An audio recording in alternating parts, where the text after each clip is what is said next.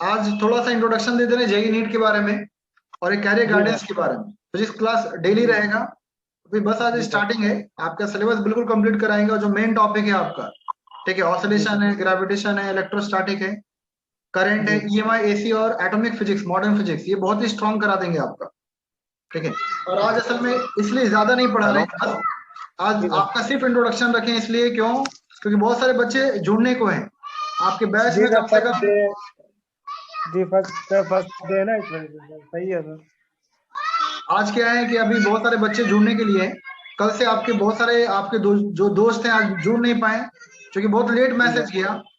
तो कल से आपका इंशाल्लाह बहुत सारे बच्चे लोग रहेंगे और सबका बस आप जी सर। माइक ऑफ कर हेलो लीजिए, माइक ऑफ कर लीजिए सभी को।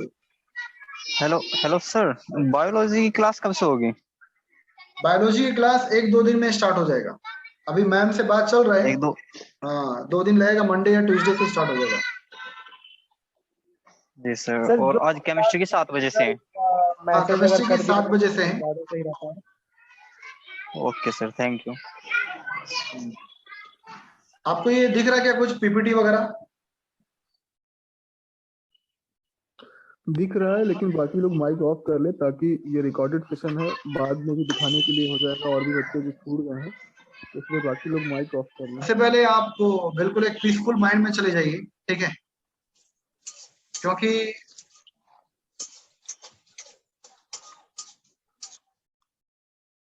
ठीक है, सबसे पहले देखिए लाइफ में कुछ भी पाने के लिए और कुछ भी अचीव करने के लिए सबसे पहले आपको खुद को पहचानना पड़ेगा।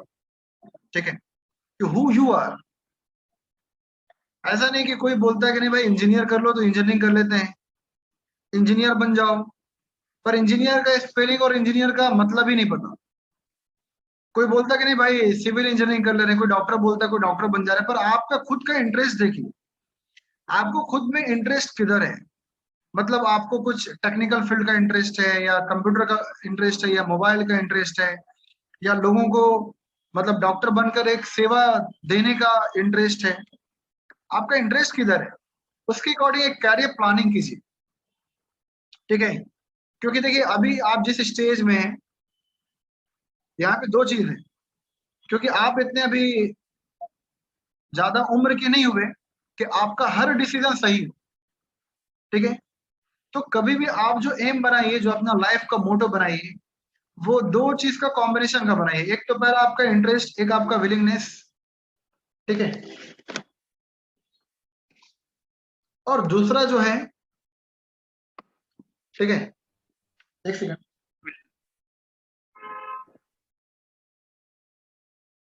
ठीक है, तो दूसरा क्या है, विलिंगनेस ऑफ, आपका एक पहला विलिंगनेस होना चाहिए कि आपका लाइफ में क्या विलिंगनेस है, और दूसरा एक पेरेंट सपोर्ट का, उनका भी डिसीजन लीजिए। जो बड़े हैं, जो फैकल्टी हैं या जो आपके पेरेंट्स हैं, उनका भी एक डिसीजन कंबाइन कीजिए, क्योंकि आप अभी इतने बड़े नहीं हैं कि आपका जो भी डिसीजन होगा वो परफेक्ट होगा। और पेरेंट्स का भी हर एक डिसीजन जो थोपा जाता, ठीक है, वो आपके लिए करेक्ट नहीं हो सकता। तो दोनों का मिक्सअप करके एक लाइफ गोल बनाइए कि नहीं हमें ये लाइफ में पाना है।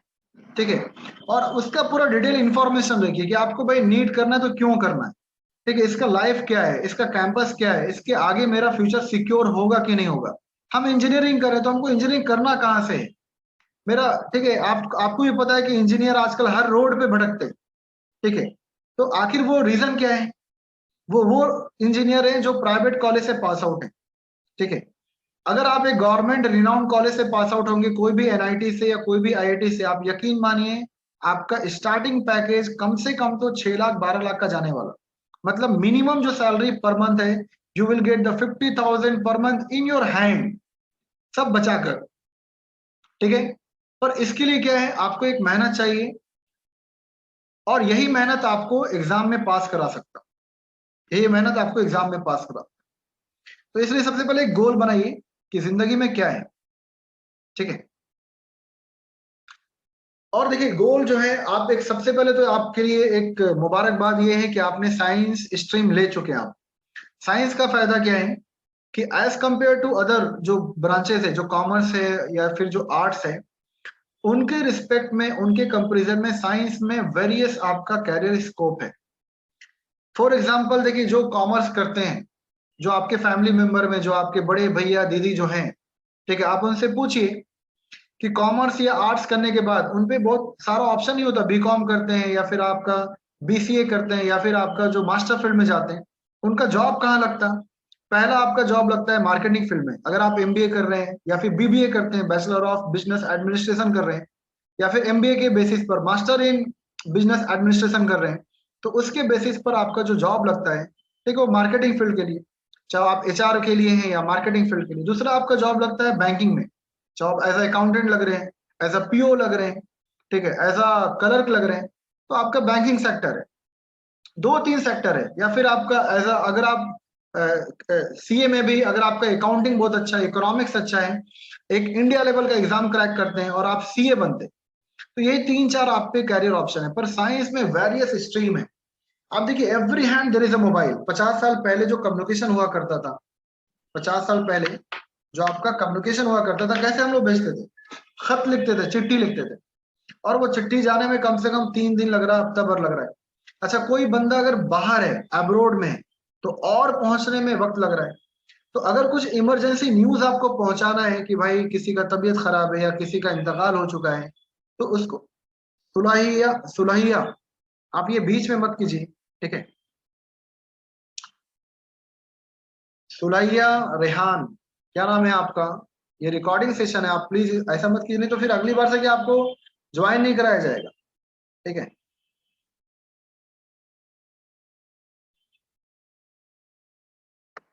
सुलहिया रहमान नाम है आपका, ठीक है। तो बीच में आप स्केचिंग मत कीजिए आप। तो हम लोग बात कर रहे थे क्या कि अगर आप एक कॉमर्स फील्ड में, तो ये 3-4 ऑप्शन है, या तो आप सीए कर सकते हैं, या तो बैंकिंग में, या तो मार्केटिंग। पर अगर आप साइंस लिए हैं, चाहे वो नीट है या फिर जेई है, वेरियस स्ट्रीम है। पहले अगर आपका बायो है तो आप मेडिकल फील्ड में जा सकते हैं, एमबीबीएस कर सकते हैं, बीएमएस कर सकते हैं, बीएचएमएस कर सकते हैं, बीडीएस कर सकते हैं, ठीक है। उसके अलावा जिनका नीट में अच्छा स्कोर नहीं है, आजकल उनके लिए बीपीएलटी कोर्स चलता है गवर्नमेंट कॉलेज में, एम्स में, हर एक रीजन में आपका जो गवर्नमेंट मेडिकल हॉस्पिटल है, वहां पे बीपीएलटी कोर्स मतलब क्या, जो आपका रेडियोलॉजी कोर्सेज चलते हैं, पैथोलॉजी लैब के लिए 4 साल का कोर्स चलता है, ठीक है, ओटी ऑपरेशन थिएटर का कोर्स चलता है, फिर आपका ये इम्ब्रोलॉजी क्लिनिकल इम्ब्रोलॉजी का कोर्स चलता है, माइक्रोबायोलॉजी का कोर्स चलता है, बायोटेक्नोलॉजी का कोर्स चलता है। इसका फायदा क्या है? देखिए ओटी ऑपरेशन थिएटर, ऐसा नहीं कि सिर्फ आप डॉक्टर ही ऑपरेशन थिएटर में जाता है। अगर एक ऑपरेशन होता है, एक सर्जरी होता है, तो ऐसा नहीं कि सिर्फ आपका वहां डॉक्टर रहता है, डॉक्टर के साथ जो बहुत सारे एक्सपर्ट हैं, जो ओटी वाले या फिर नर्स हैं, वो भी रहते हैं। तो हर कोई अगर डॉक्टर नहीं बन पा रहा है, तो अगर आप ओटी भी किए, ऑपरेशन थिएटर का जो टेक्नीशियन कोर्स है, वो भी आपको अच्छा सैलरी प्रोवाइड कर सकता है। आतिक उजमा, ठीक है, आतिक उजमा,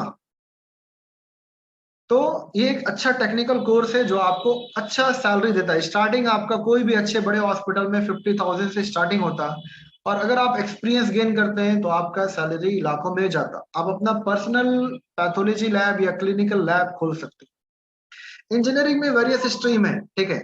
आजकल हर कुछ every hand there is a mobile. आपको मैसेज करना है, विद इन नैनो सेकंड आप कोई भी मैसेज कहीं भी भेज सकते हैं, ठीक है। आपको कॉल लगाना है, विद इन नैनो सेकंड आपका कॉल कहीं भी जा सकता। इवन वीडियो कॉल पॉसिबल है। कोई सोचा भी नहीं होगा 50 साल पहले कि if the person is sitting thousands of kilometre far away from us, कोई बंदा अबू धाबी में है, कनाडा में है, पर आप with in minute, with in second आपका कम्युनिकेशन पॉसिबल हो रहा है। आपका मैसेज, आपका सिग्नल, आपका अस्सलाम वालेकुम, that message is going thousands of kilometre far away from us, ठीक है। तो ये जो क्रांति है, एक रिवोल्यूशन है, एक टेक्निकल रिवोल्यूशन है, ये साइंस में ही आपको मिलता है। इसके लिए आप सैटेलाइट इंजीनियर बनिए, इलेक्ट्रॉनिक्स कम्युनिकेशन इंजीनियर बनिए, सिविल इंजीनियर है, मैकेनिकल इंजीनियर है, इलेक्ट्रॉनिक्स कम्युनिकेशन है, इंस्ट्रूमेंटेशन है, मेटोलॉजिकल है, कंप्यूटर साइंस है, सॉफ्टवेयर है, आईटी है, ठीक है, ओशियन इंजीनियरिंग है, नेवल इंजीनियरिंग है, पेट्रोलियम इंजीनियरिंग है, बहुत सारे इंजीनियरिंग है, बहुत सारे आपका टेक्निकल फील्ड है। आपका डिफरेंट रेलवे में, तो एयरलाइंस में, तो आपका प्रोग्रामिंग फील्ड में, तो टेक्नीशियन फील्ड में बहुत सारा आपका जॉब अवेलेबल है। बस आपको ये करना है क्या कि 2 साल कड़ी मेहनत करके, अगर आप जेई वाले हैं तो जेई का मेहनत कीजिए, नीट वाले तो नीट का मेहनत कीजिए, और ये माइंड में टारगेट करना है कि हमको भैया गवर्नमेंट कॉलेज में पहुंचना है। इसका फायदा क्या होगा? देखिए बहुत सारे लोग बोलते करिए 2 साल क्यों मेहनत करें, तो हम लोग भी अपने लाइफ में बहुत सारा क्रिकेट खेले, मैं खुद अभी झारखंड लेवल पे क्रिकेटर था, ठीक है, पर वहां कोई लाइफ नहीं मिलता। आप 12 साल 15 साल क्रिकेट खेले, ठीक है, पर आप जब पहले आपको ही पता है अंडर 17 क्रिकेट होता, फिर आपका अंडर 19 क्रिकेट होता है, फिर आप रणजी टीम में सिलेक्शन के लिए आपको बहुत मेहनत करना पड़ता है। रणजी टीम में अगर आपका सिलेक्शन हो गया तो फिर आप इंडिया ए में, जैसे मोहम्मद कैफ है, सुरेश रैना है, विराट कोहली, सब कहाँ से है, युवराज सिंह, ठीक है, अजय जडेजा, ये सब कहाँ से, इंडिया ए से। इंडिया ए में भी कंटिन्यूअस परफॉर्म कीजिए 4 साल 5 साल, फिर आपका इंडिया टीम में होता। और इंडिया टीम में भी सिलेक्शन होने के लिए आपको कंटिन्यूअस परफॉर्म करना पड़ता। जैसे गौतम गंभीर एक अच्छा बैट्समैन, कितने साल बाहर रहा, रिटायर ले लिया, ठीक है। आपको पता है मुंबई में एक बहुत अच्छा बैट्समैन है जिसका नाम वसीम जाफर है, ठीक है, मुंबई का कप्तान, कम से कम वो 8 बार 10 बार कैप्टनसी की है वो, मतलब कप्तान रहा टीम का, पर तब भी इंडिया में टीम में पहुंचने में उसको बहुत दिक्कत का सामना करना पड़ा, ठीक है। एक तो जो भी डिस्क्रिमिनेशन है वो अलग है, पर अच्छे अच्छे क्रिकेटर को लगातार परफॉर्म करना पड़ता है, ठीक है। अजिंक्य रहाणे बाहर है टीम से, ठीक है, आपका सुरेश धवन बाहर है। तो जो भी आपको मतलब हर एक प्लेटफॉर्म में आपको मेहनत करना है, और वो आपका कितना लॉन्ग है, आपका अंडर 17 है, अंडर 19 है, रणजी है, इंडिया है, आईपीएल है, वहां आप खेल रहे हैं, आपका नाम चमका, तब फिर आपका सिलेक्शन हो रहा है इंडिया टीम में। तो ये लॉन्ग प्रोसीजर है। लाइफ में सबसे शॉर्ट तरीका क्या है, ठीक है, सबसे शॉर्ट तरीका यही है कि आप 2 साल मेहनत कीजिए, 11th और 12th, इंडिया लेवल का एंट्रेंस एग्जाम दीजिए, और इंडिया लेवल के एक रिनाउंड कॉलेज में आपका एडमिशन हो जाएगा, ठीक है। तो ये बहुत फायदा है, ठीक है। सबसे फायदा चीज यही है कि इंडिया लेवल में आप देख रहे हैं वेरियस आपका स्ट्रीम है, जितने भी आपका केमिस्ट्री डिपार्टमेंट है, फिजिक्स डिपार्टमेंट है, ओशनोग्राफी है, बायोटेक्नोलॉजी, इसमें कॉमर्स वाले नहीं जा सकते, ठीक है, कॉमर्स वाले नहीं जा सकते।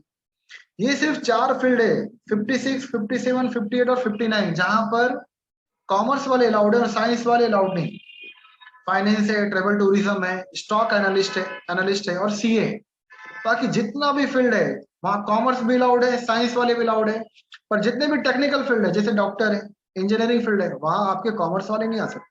तो ये बहुत बेनिफिट है कि कॉमर्स के हर एक फील्ड में आप जा सकते हैं, पर आपके फील्ड में कॉमर्स वाले नहीं आ सकते। अगर आपको बनना है रेलवे का इंजीनियर, तो कॉमर्स वाले पढ़े ही नहीं भाई इंजीनियरिंग कोर्स क्या होता। अगर एक बिल्डिंग का नक्शा बनाना है, अगर एक बिल्डिंग का स्ट्रक्चर बनाना है, डिजाइन करना है, तो पढ़े ही नहीं कॉमर्स वाले, कहाँ आ सकते। अगर आपको एक मोबाइल का डिजाइन करना है, अगर एक लैपटॉप का प्रोग्रामिंग करना है, तो पढ़े ही नहीं है। तो हर एक टेक्निकल फील्ड में, चाहे डॉक्टरी हो चाहे इंजीनियरिंग है, आपके कॉमर्स वाले नहीं आ सकते। पर आप बैंकिंग के फील्ड में, आप एमबीए के फील्ड में जा सकते हैं। आप सुने होंगे बहुत सारे इंजीनियर आफ्टर इंजीनियरिंग एमबीए कर रहे हैं। बैंकिंग में भी आपको बता रहे हैं कि 50% जो सिलेक्शन होता है वो इंजीनियर का होता है। क्यों? क्योंकि जो कॉमर्स और आर्ट्स लेते हैं उनका जो कैलकुलेशन पार्ट है, उनका जो रीजनिंग एप्टीट्यूड है, वो थोड़ा वीक होता, ठीक है। तो हर एक एग्जाम, चाहे यूपीएससी है या फिर आपका एसएसबी है या फिर आपका बैंकिंग का जॉब है आईबीपीएस का, आप देखिएगा उसमें अधिकतर एग्जाम में 50% सिलेक्शन जो टेक्निकल फील्ड से उन्हीं का होता, क्योंकि वो भैया 12th तक, इंजीनियरिंग लाइफ तक वो मैथ पढ़े, रीजनिंग एप्टीट्यूड अच्छा होता। और हर एक पेपर में, चाहे यूपीएससी का एग्जाम हो चाहे बैंकिंग का एग्जाम हो, उसमें आपका रीजनिंग एप्टीट्यूड आता ही आता है। तो ये फायदा है कि आप जब टेक्निकल कोर्स में जाते हैं तो आप कॉमर्स के हर एक फील्ड में जा सकते हैं। बैंकिंग में जॉब कर सकते हैं, पीओ का जॉब कर सकते हैं, क्लर्क का जॉब कर सकते हैं, अकाउंटेंट का जॉब कर सकते हैं, आप एमबीए कर सकते हैं इंजीनियरिंग के बाद। तो बहुत सारे टेक्निकल फील्ड है। अब देखिए इंजीनियरिंग क्या होता है, सबसे पहले तो ये है आप इंजीनियरिंग क्यों करेंगे और इंजीनियरिंग क्यों करना चाहते हैं। तो इंजीनियरिंग एक वर्ड है जिसका मतलब होता है to reduce the human efforts. It is the technical word which means, ठीक है, through some designing, through some invention, through some research, you are decreasing the human efforts. पहले इंसान कपड़ा हाथ से धोता था, आजकल वॉशिंग मशीन है, आपने ऑन किया तो इससे क्या हो रहा है, मेहनत। मान लीजिए किसी का कपड़ा, भाई कोई शादी हुआ तो भाई 100 कपड़ा है, 200 कपड़ा है, तो उसको हाथ से धोने में कितना वक्त लगेगा। पर वही अगर आपके पास वॉशिंग मशीन है तो आप मिनटों में कपड़ा धो सकते हैं। पहले कुआं था, कुआं से पानी निकाल रहे हो, आजकल मोटर, इलेक्ट्रिक मोटर है, पंप है, वो आपका पानी पहुंचा रहा है, चाहे 7th फ्लोर है या 8th फ्लोर है या पूरे खेत में पानी पहुंचाना है, आपका मोटर है। तो आपने कुछ ऐसे इन्वेंशन किए, आपने ऐसे रिसर्च किए, आपने ऐसे मॉड्यूल्स बनाए, आपने ऐसे मशीन्स बनाए जिसके कारण ह्यूमन एफर्ट्स कम हो रहे हैं। इसे हम लोग बोलते हैं इंजीनियरिंग। क्या बोलते हैं? इंजीनियरिंग, ठीक है। तो engineering is what the simple word which means to reduce the human efforts. To reduce the human efforts. सबसे पहले तो ये आपको पता होना चाहिए, ठीक है। इसके बाद आखिर इंजीनियरिंग करने का फायदा क्या है, आप क्यों इंजीनियर बनना चाहते हैं, ठीक है, आप क्यों इंजीनियर बनना चाहते हैं। तो सबसे बड़ा रीजन ये ग्राफ आपको दिखा रहा है, ये ग्राफ मेरे पास है, ठीक है, गवर्नमेंट कॉलेज का, जबकि ये 2-3 साल पुराना ग्राफ है। देखिए अगर कोई आपका रूरल मैनेजमेंट करता है, मतलब एमबीए वगैरह, कहाँ से, टॉप गवर्नमेंट कॉलेज का ग्राफ है, प्राइवेट ग्राफ नहीं, टॉप गवर्नमेंट कॉलेज का ग्राफ है। तो आप देखिए जो कंपनीज, ये जो इस लाइन में है वाई एक्सिस में, और टोटल नंबर ऑफ कंपनीज है जो कैंपस प्लेसमेंट के लिए आई है, और जो हॉरिजॉन्टल लाइन में है वो आपका टॉप कॉलेज है डिफरेंट स्ट्रीम का, डिफरेंट ब्रांचेस का। तो अगर आप एमबीए करते हैं या कंप्यूटर एप्लीकेशन करते हैं तो आप ग्राफ देख सकते हैं, जो कंपनी विजिट करती है टॉप कॉलेज में, ठीक है, चाहे आप बीसीए कर रहे हैं चाहे आप एमसीए कर रहे हैं, तो बहुत कम कंपनीज है, 10-12 कंपनी। अगर आप एनएलयू से, नेशनल लॉ यूनिवर्सिटी से आप क्लैट के थ्रू जाकर एक लॉ प्रैक्टिस करते हैं, ठीक है, आप एलएलबी करते हैं, तो वो भी आपका जो बड़े बड़े फर्म है, बड़े बड़े ऑर्गेनाइजेशन है, जो कंपनी हायरिंग के लिए पहुंचते हो, आप देख सकते हैं नंबर 10 से कम है, 10 के बराबर है। अगर आप बायोटेक्नोलॉजी में जा रहे हैं, कुछ बायोलॉजिकल रिसर्च फील्ड में जा रहे हैं, तो कंपनी आपका 10 से 20 के बीच है। पर इंजीनियरिंग का ग्राफ देखिए आप, अगर आप एक टॉप आईआईटी से, आईआईटी मद्रास है, आईआईटी कानपुर है, आईआईटी खड़गपुर है, आईआईटी रुड़की है, आईआईटी दिल्ली है, आईआईटी कानपुर है, ठीक है, आईआईटी पटना है, ठीक है, आईआईटी भुवनेश्वर है, या फिर एनआईटी से, एनआईटी त्रिची है, एनआईटी वरंगल है, एनआईटी देहरादून है, एनआईटी सूरत है, एनआईटी जमशेदपुर है, वीएनआईटी नागपुर है, मैरिट, ठीक है, दिल्ली है।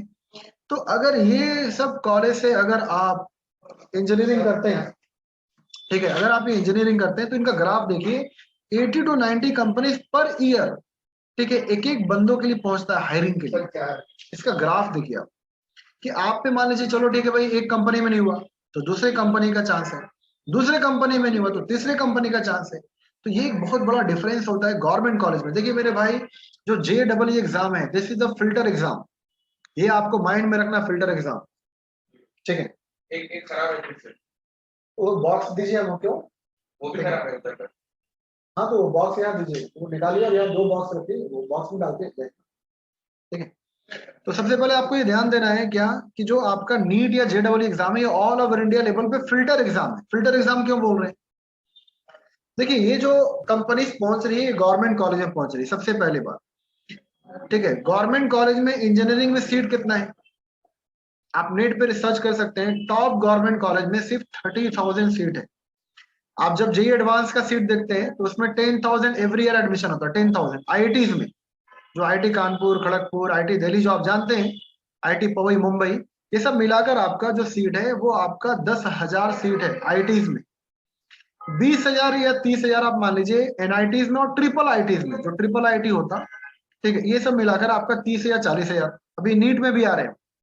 तो टोटल हम मान रहे हैं 50,000 सीट, जो सेंट्रल गवर्नमेंट कॉलेज वगैरह मिलाकर, जैसे जामिया है, अलीगढ़ है, इसको बोलते हैं सेंट्रल गवर्नमेंट कॉलेज का एफिलिएटेड कॉलेज। ये एनआईटीज नहीं है, ये आईआईटीज नहीं है, ठीक है। तो ये सब मिलाकर अगर आप देखा जाए तो 50,000 सीट है। बच्चे कितने एग्जाम फॉर्म भरते हैं आपको पता है, 16 लाख 15 लाख बच्चे every year they are appearing for the JEE examination every year. उसमें से सिलेक्शन कितना का होना है, 50,000। आप रेशियो निकालिए, 16 लाख का 50% कितना होता है, 8 लाख। 8 लाख का अगर हम 25% बोले तो 25% कितना होता है, 4 लाख। वो भी हटा दीजिए। अगर हम 1% की बात करें, 1%, 16 लाख का 1%, तो 16 लाख का 1% कितना हुआ बताइए, क्योंकि 16 लाख का 10% हुआ 1,60,000। 16 लाख का 10% कितना हुआ, 1,60,000। हम सिर्फ 1% की बात करें तो वो 16,000 है। 2% या 3%, तो 3% मतलब क्या, आपको समझ में आ रहा डेटा, क्योंकि आपका 50 है, ठीक है। तो यही 3% या 4% या हार्डली आप बोल दी 5%, नॉट द 10%। 16 लाख में सिर्फ 5% का सिलेक्शन रेशियो है टॉप गवर्नमेंट कॉलेज में। और अगर आप चाहते कि आप उसमें आए, तब ये ग्राफ है, ये जो आपका कैंपस का ग्राफ है ना, उन कॉलेज वालों के लिए।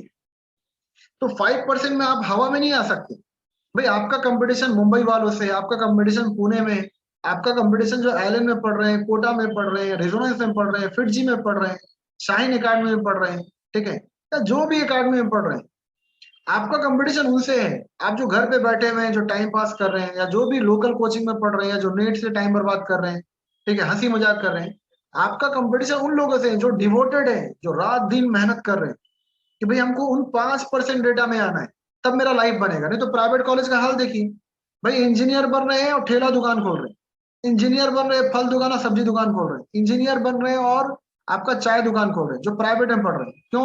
क्योंकि प्राइवेट में कैंपस नहीं है, सब फर्जी प्लेसमेंट होता। ठीक है, हम लोग भी इंजीनियरिंग फील्ड से हैं, तो हम लोग को पता है सब ये मार्केट क्या है। बहुत सारे प्राइवेट कॉलेज क्या करते हैं, फर्जी कंपनी को बुलाते हैं कि भैया तू मेरे कॉलेज में आ, 10 लोगों का कैंपस कर, हम तुमको 1 लाख रुपया दे रहे हैं। तो वो 1 लाख कॉलेज को कंपनी को दिया, तो ये 10,000 पर मंथ पर 10 लोगों का सिलेक्शन करता है। पेपर में आ गया कि भाई these students got selected in this company, paper में आ गया, प्रोस्पेक्टस में भी आ गया, कॉलेज को छापना है, अपना प्रचार करना है। 1 महीने बाद उन लोगों को सबको निकाल देते कंपनी वाले। हाँ, उन 10 में से कोई अच्छा करने वाला है तो उसको कंटिन्यू करते हो। क्यों? भाई सस्ता में अच्छा इंजीनियर मिल गया उनको। ठीक है, 10,000 में और क्या चाहिए। ठीक है, आज आजकल 10,000 मजदूरी चार्ज है। आप कोई भी जो आपके सीनियर होंगे उनसे पूछिए, दूर दूर इंजीनियरिंग कर रहे हैं, कितना नौकरी है प्राइवेट कॉलेज वालों का, तो 20,000 सैलरी मिल रहा है, 25,000 मिल रहा है। अरे भाई तुम घर से दूर हो, रहना खाना ही 20,000 जा रहा है तुम्हारा। तो अगर प्राइवेट कॉलेज से इंजीनियरिंग करेंगे तो कोई लाइफ नहीं है और कोई ग्रोथ नहीं है। अगर मान लीजिए आपका कैंपस होता भी है, आप बहुत पढ़ने वाले हैं, आपका प्रोग्रामिंग बहुत अच्छा है, ठीक है, तो आपका मान लीजिए 30,000 50,000 का नौकरी भी लग गया, तो आज के दौर में 50,000 कुछ भी नहीं है। तो इसलिए आपको जो मेहनत करना है वो 5% के लिए मेहनत करना है, कि you have to come with in the range of 5%, ठीक है, in all over in the India, so that you will get the top IITs, so that you will get the top NITs. ठीक है, आपको ये मेहनत करना है। उसके बाद देखिए, जो प्राइवेट कॉलेज में आपको टारगेट करना है कि नहीं जाना है इसी बार, और हम लोग जो पढ़ा रहे हैं आपको कुछ भी नहीं करना है, बस आपको रिवीजन करना है, उस पर प्रैक्टिस करना है। और हम लोग जो शीट भेजेंगे आपको, हम लोग जो आपको एमसीक्यू भेजेंगे वही प्रैक्टिस करना है, वो ऑल ओवर इंडिया लेवल का है। ठीक है, तो ये ग्राफ है इंजीनियरिंग का, कि दूसरे स्ट्रीम से, दूसरे कैरियर से इंजीनियरिंग का क्यों हाइक है, इंजीनियरिंग का क्यों डिमांड है। उसका रीजन ये है कि टॉप कॉलेज में आपको वेरियस कंपनीज आती है। एक और बता रहे हैं, प्राइवेट कॉलेज में कभी भी पीएसयू नहीं आती। क्या नहीं आती? PSU, public sector unit. Public sector unit उनको कहते हैं जो महारत्न कंपनी है, जैसे ONGC, oil natural gas corporation, NTPC national thermal power plant corporation, BHEL Bharat heavy electronics limited, ठीक है, BEL Bharat electronics limited, ISRO Indian space research organisation, ठीक है, रिलायंस है, गूगल है। तो ये सब जो पहले जो टॉप पीएसयू कभी भी प्राइवेट कॉलेज में नहीं आती, कभी नहीं आती। कहां पर आती? तो एनआईटीज में और आईटीज में। इसके अलावा जो एमएनसी, एमएनसी मतलब क्या? जो गूगल है, जो फेसबुक है, जो आईबीएम है, जो इंटेल है, जो टीसीएस है, जो सिंटेल है, जो एक्सेंचर है, ठीक है, जो सिंटेल है, जो आपका इन्फोसिस है, जो विप्रो है, ये कभी भी प्राइवेट में झक मारने के लिए भी नहीं आती, क्योंकि उनको पता भाई हमको पैसा देना हो, कंपनी रिश्तेदार तो है नहीं। ठीक है, कंपनी कोई रिश्तेदार है नहीं, कंपनी को पैसा देना है और एक अच्छे कैंडिडेट को हायरिंग करना है। तो इसलिए उनको पता है कि भाई 12th के बाद फिल्टर एग्जाम हुआ, जेडबलई या नीट, तो जो फिल्टर एग्जाम होने के बाद जो अच्छे कॉलेज में गए वो अच्छे कॉलेज में जाते हैं प्लेसमेंट के लिए। तो इसलिए अपना लाइफ बनाने के लिए 2 साल मेहनत कीजिए, या 6 महीना जो भी बचा आपका, 6 महीना जमकर मेहनत कीजिए, then you will get the government college. ठीक है, ये आईटी मुंबई का प्लेसमेंट है, देख लीजिए, इस बार का प्लेसमेंट है। ठीक है, 9.5 लाख का जो प्लेसमेंट मिला, ठीक है, 322 लोगों से ज्यादा को मिला, 65 कंपनी आई। जो ब्लू है, ब्लू मतलब क्या? Number of companies, number of firm. जो रेड है वो नंबर ऑफ ऑफर्स है। सर स्क्रीन शेयर नहीं हो रही है। ठीक है, जा रहा है? स्क्रीन दिख रहा है सभी को? नहीं सर ग्राफ नो सर। नहीं सर, नहीं हो पा रहा है। स्क्रीन नहीं दिख रहा क्या? नहीं sir. No sir. No sir. पहले बताना था ना ये। अब आ गया, अब आ गया। हाँ सर आ गया। सर आप आ गए। हम इसका बात कर रहे थे, इसका ये दिख रहा था क्या सभी को? ये No, तो अभी sir. दिखना स्टार्ट हुआ है सर। ये सभी को दिख रहा था क्या? यस सर अब दिख रहा है, पहले नहीं दिख रहा था। मैं तो इसी पर हम इतना बात कर रहे थे, इतना लंबा जो डिस्कशन किए हम इसी पॉइंट पर बात की कि आप ग्राफ देखिए, जो वाई एक्सिस में है वो नंबर ऑफ कंपनीज है और इधर आपका डिफरेंट स्ट्रीम है, डिफरेंट आपका डिपार्टमेंट है। तो जो इंजीनियरिंग में आप देख रहे हैं कि भाई पर टॉप कॉलेज में कम से कम हर एक टॉप कॉलेज में, चाहे वो एक एक आईआईटीज है या एक एक एनआईटीज है, वहां 70-80 कंपनी पहुंचती है। तो इसका रीजन ये है कि अगर आप टॉप कंपनी में पहुंचते तो आपका ये होगा, ब्लू जो रंग है, ब्लू कलर है, that is what number of companies, और जो नंबर ऑफ जो रेड है वो आपका नंबर ऑफ कैंपस लेटर है, ठीक है, सिलेक्शन लेटर है, ठीक है, ऑलरेडी आपका हायरिंग हो चुका है। तो 65 कंपनी आई, 322 लोगों को ऑफर दी, सबका पैकेज देखते जाइए, ठीक है, हाईएस्ट पैकेज अभी ये सब है।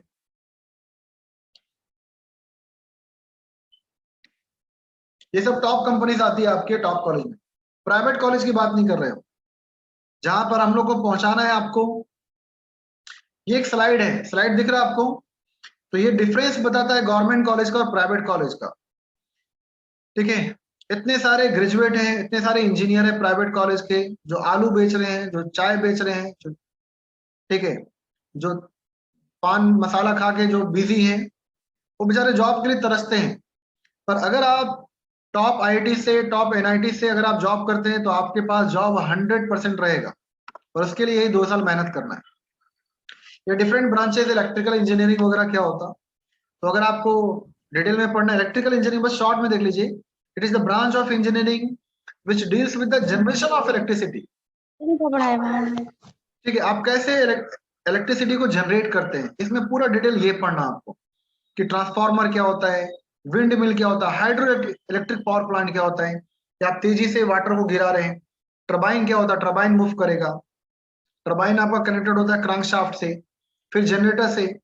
तो kinetic energy of water gets converted into the form of electrical energy.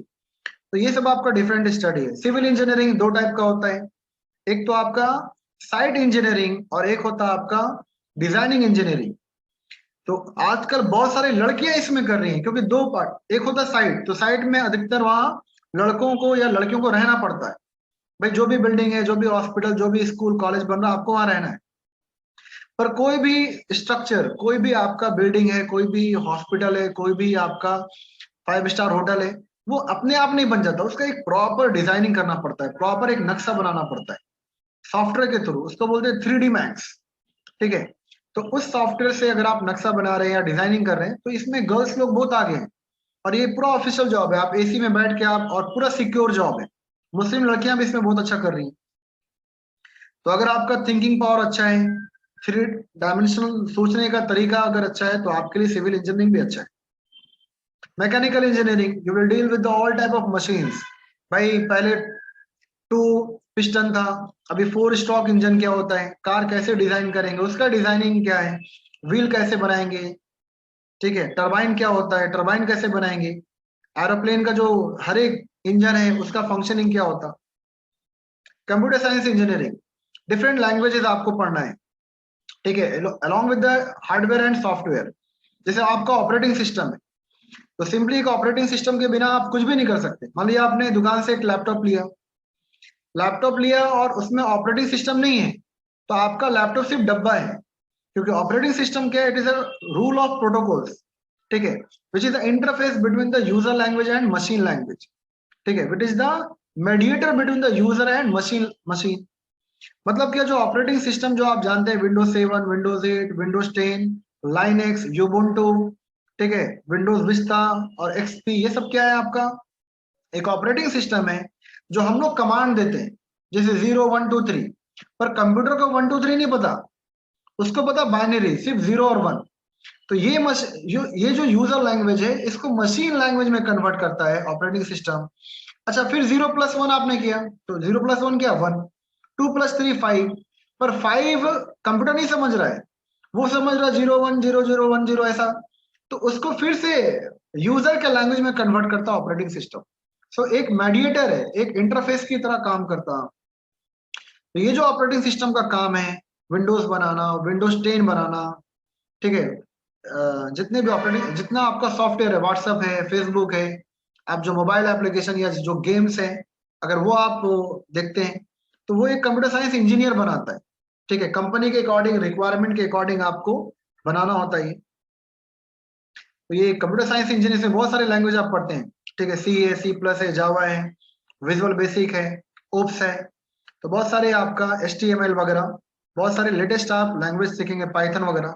Electronics and communication ये सबसे डिमांडिंग एक ब्रांच है, क्योंकि every hand there is a mobile, every hand there is electronic component. Laptop, laptop भी क्या है, आप जब खोल कर देखिएगा तो एक पीसीबी है, प्रिंटेड सर्किट बोर्ड होता है, उसका डिजाइनिंग, उसको कैसे मैन्युफैक्चर करेंगे।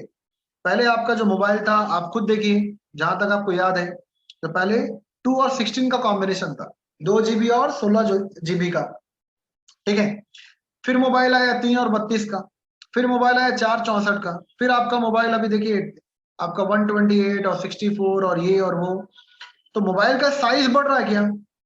पहले जो मोबाइल का साइज था ये, ठीक है, वही मोबाइल अभी भी है। ठीक है, वही मोबाइल अभी भी है। तो आप स्टोरेज कैपेसिटी बढ़ा रहे हैं। पहले आपका जैसे 2 GB और 16 GB, मतलब क्या, मान लीजिए आपके मोबाइल में मैक्सिमम उस समय 30 मूवी स्टोर हो सकता था, पर जिस अभी आपका मान लीजिए 64 हो गया, तो अभी आपके मोबाइल में मान लीजिए 1000 मूवी स्टोर हो रहा है। तो कहाँ हो रहा है? उसके लिए आपने नंबर ऑफ कंपोनेंट्स का फैब्रिकेशन इंक्रीज किया, उसके लिए आपने नंबर ऑफ फ्लिप फ्लॉप है, रजिस्टर है, टेम्पररी स्टोरेज जो डिवाइस है, कंपोनेंट, वो आपने इंक्रीज किया। तो भैया वो आपने इंक्रीज किया तो इसका साइज थोड़ी बढ़ा, साइज तो वही है, बल्कि और कम कर रहे हैं हम, और रिड्यूस कर रहे हैं। तो उसी साइज में आपका स्टोरेज कैपेसिटी बढ़ाना, अच्छा हीटिंग कैपेसिटी को लो करना, एफिशिएंसी बढ़ाना। ठीक है, ये टेक्नोलॉजी आप कहाँ पढ़ेंगे? इलेक्ट्रॉनिक्स एंड कम्युनिकेशन में। सैटेलाइट कम्युनिकेशन कहाँ पढ़ेंगे? इलेक्ट्रॉनिक्स एंड कम्युनिकेशन में। 10 मिनट के लिए फिर से लॉग इन कीजिए, 10 मिनट के लिए। शॉर्ट में नीट का बता दे रहे हैं, फिर कल क्लास लेंगे, शॉर्ट में नीट का क्लास लेंगे।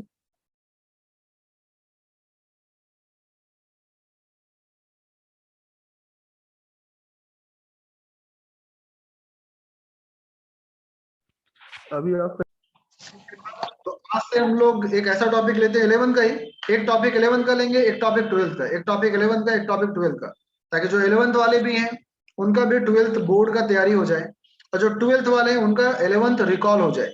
क्योंकि आपका जो भी एंट्रेंस है, चाहे वो आपका JEE है, चाहे आपका नीट है, वहां पर दोनों सिलेबस आता है आपका। ठीक है, इंटायर 11 सिलेबस और इंटायर आपका 12 का सिलेबस, दोनों पोर्शन आता है।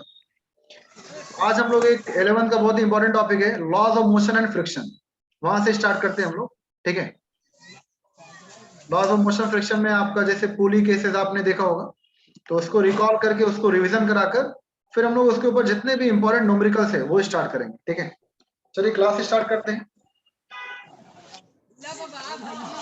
माइक ऑफ कर लीजिए, सभी कोई माइक ऑफ कर लीजिए।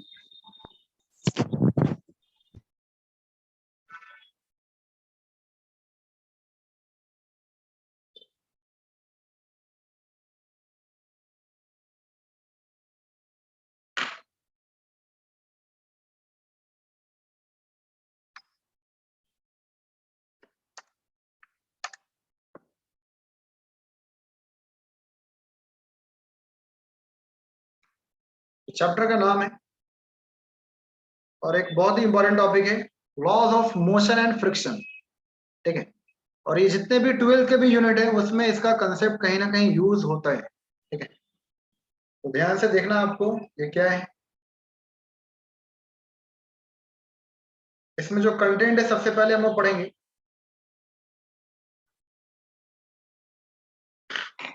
जो फर्स्ट टॉपिक है that is about the force, जो आप सबको फैमिलियर है कि what is force, how we can define the force. ठीक है, दूसरा टॉपिक है आपका Newton's laws of motion. Third topic पढ़ेंगे हम लोग कंजर्वेशन ऑफ मोमेंटम, जो बहुत ही इंपॉर्टेंट टॉपिक है। सैयद नमरा, आपका पेंसिल थोड़ा कंट्रोल कीजिए आप। Conservation of momentum. ठीक है, नेक्स्ट टॉपिक जो हम लोग पढ़ेंगे, जो आपको रिवाइज करना है या जो 11th वाले नहीं पढ़े हैं उनको एक रेगुलर पैटर्न में जो पढ़ना है, दैट इज इम्पल्स।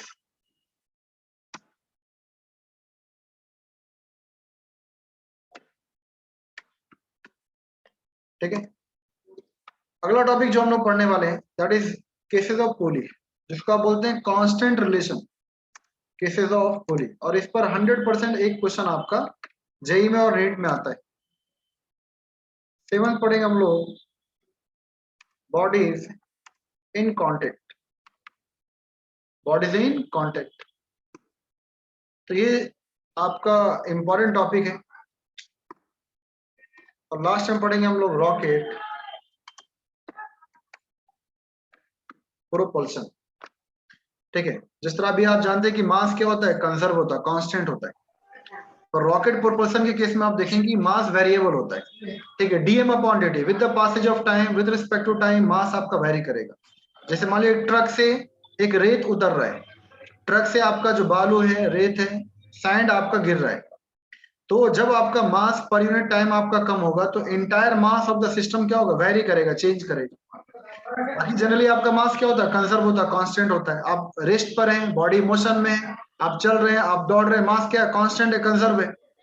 तो रॉकेट प्रोपल्शन के केस में क्योंकि फ्यूल वहां बर्न होता है, लार्ज अमाउंट ऑफ गैस आपका बर्न होता है, तो जो पूरा मास है रॉकेट का वो टाइम के रिस्पेक्ट में, टाइम के पासेज में क्या होता है, कम। तो इसके ऊपर भी क्वेश्चन आता है, तो वो भी हम लोग देखेंगे, रॉकेट प्रोपल्शन। फिर यहाँ से स्टार्ट करेंगे हम लोग फ्रिक्शन। ठीक है, माइक ऑफ कर लीजिए, नाम बता रहे हैं आप, माइक ऑफ कर लीजिए।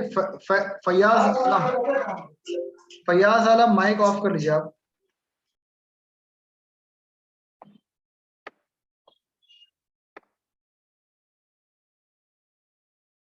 ठीक है, यहां से पढ़ेंगे फ्रिक्शन। फ्रिक्शन में आपको पता है सबसे पहले टाइप्स ऑफ फ्रिक्शन पढ़ेंगे, that is what, static friction. ठीक है, काइनेटिक फ्रिक्शन,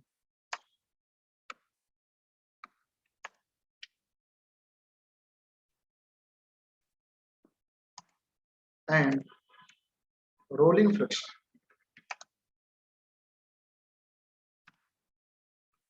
रुकैया खान, आप पेंसिल थोड़ा सा करके संभाल कर, स्क्रीन पे आप लोग कुछ मत लिखिए, रुकैया खान। ठीक है, static friction, kinetic friction, rolling friction, and last topic हम लोग पढ़ने वाले हैं इसके ऊपर। ठीक है, कि angle of repose and angle of friction क्या होता है।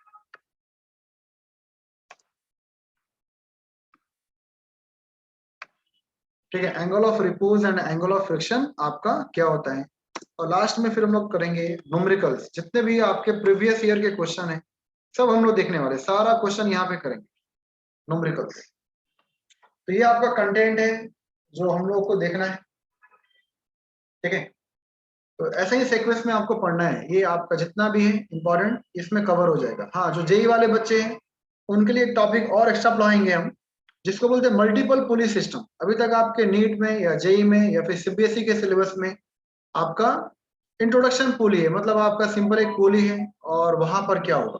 ठीक है, जैसे मान लीजिए एक पुली आपका यहाँ पर है,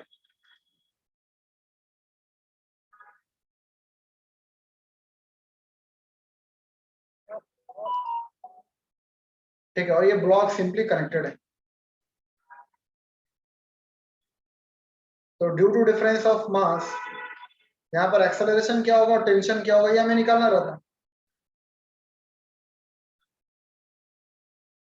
ठीक है, तो अभी तक इसमें एक पुली है, मान लीजिए ऐसा भी क्वेश्चन हो सकता, एक सिस्टम है,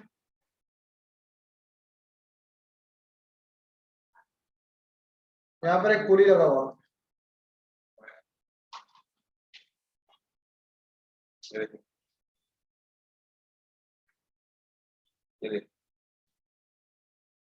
तो कटा हुआ। कहीं तो निकला है सर।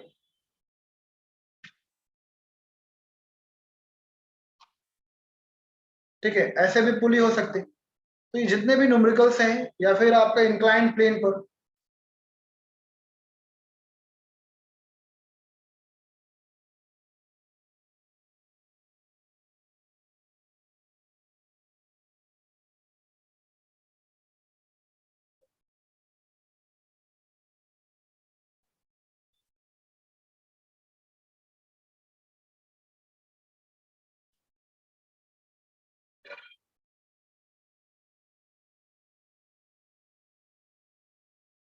तो इस टाइप के जो एक मैकेनिकल सिस्टम है पुली हो सकता। तो इतना जेई और नेट के सिलेबस में।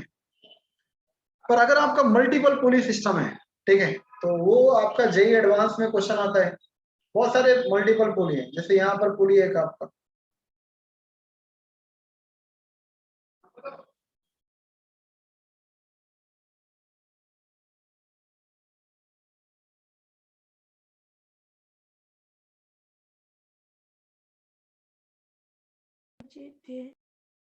तो ये सब प्रॉब्लम कैसे करेंगे आप, ठीक है। तो इसके लिए ट्रिक है, इसके लिए एक मेथड है, जब तक आप वो जानेंगे नहीं तब तक आपसे बनेगा नहीं, ठीक है। ऑनलाइन कितना भी आप देख लीजिए, कंसेप्ट आपको क्लियर नहीं होता। तो इसके लिए हम लोग एक रेगुलर मैनर में आपका क्लास चलेगा भी बिल्कुल, बस आप रेगुलर अटेंड कीजिए, आपका बेसिक और आपका फाउंडेशन जो है बहुत ही स्ट्रांग हो जाएगा।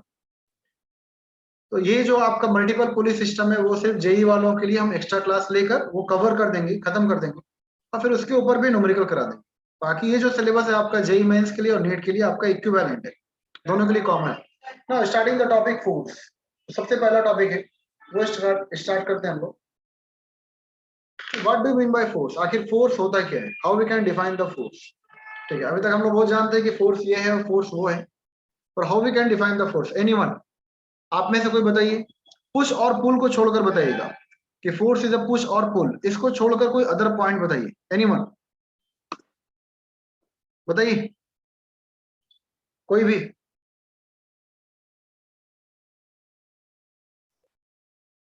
भाई आप लोग पढ़े होंगे, आप लोग 10th में पढ़े हैं, 9th में पढ़े हैं, बताइए बताइए। सलामुद्दीन, सारा, शदाब, जैनब, अंसार, मोहम्मद, बताइए। Ruqaiya, Mantasha,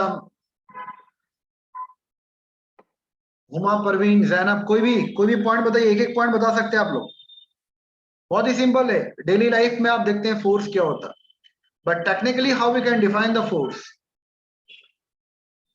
Mass into acceleration. Mass into acceleration that come from the Newton's second law, that the rate of change of linear momentum is equal to net force acting on the body, dp upon dt is equal to what, m into a।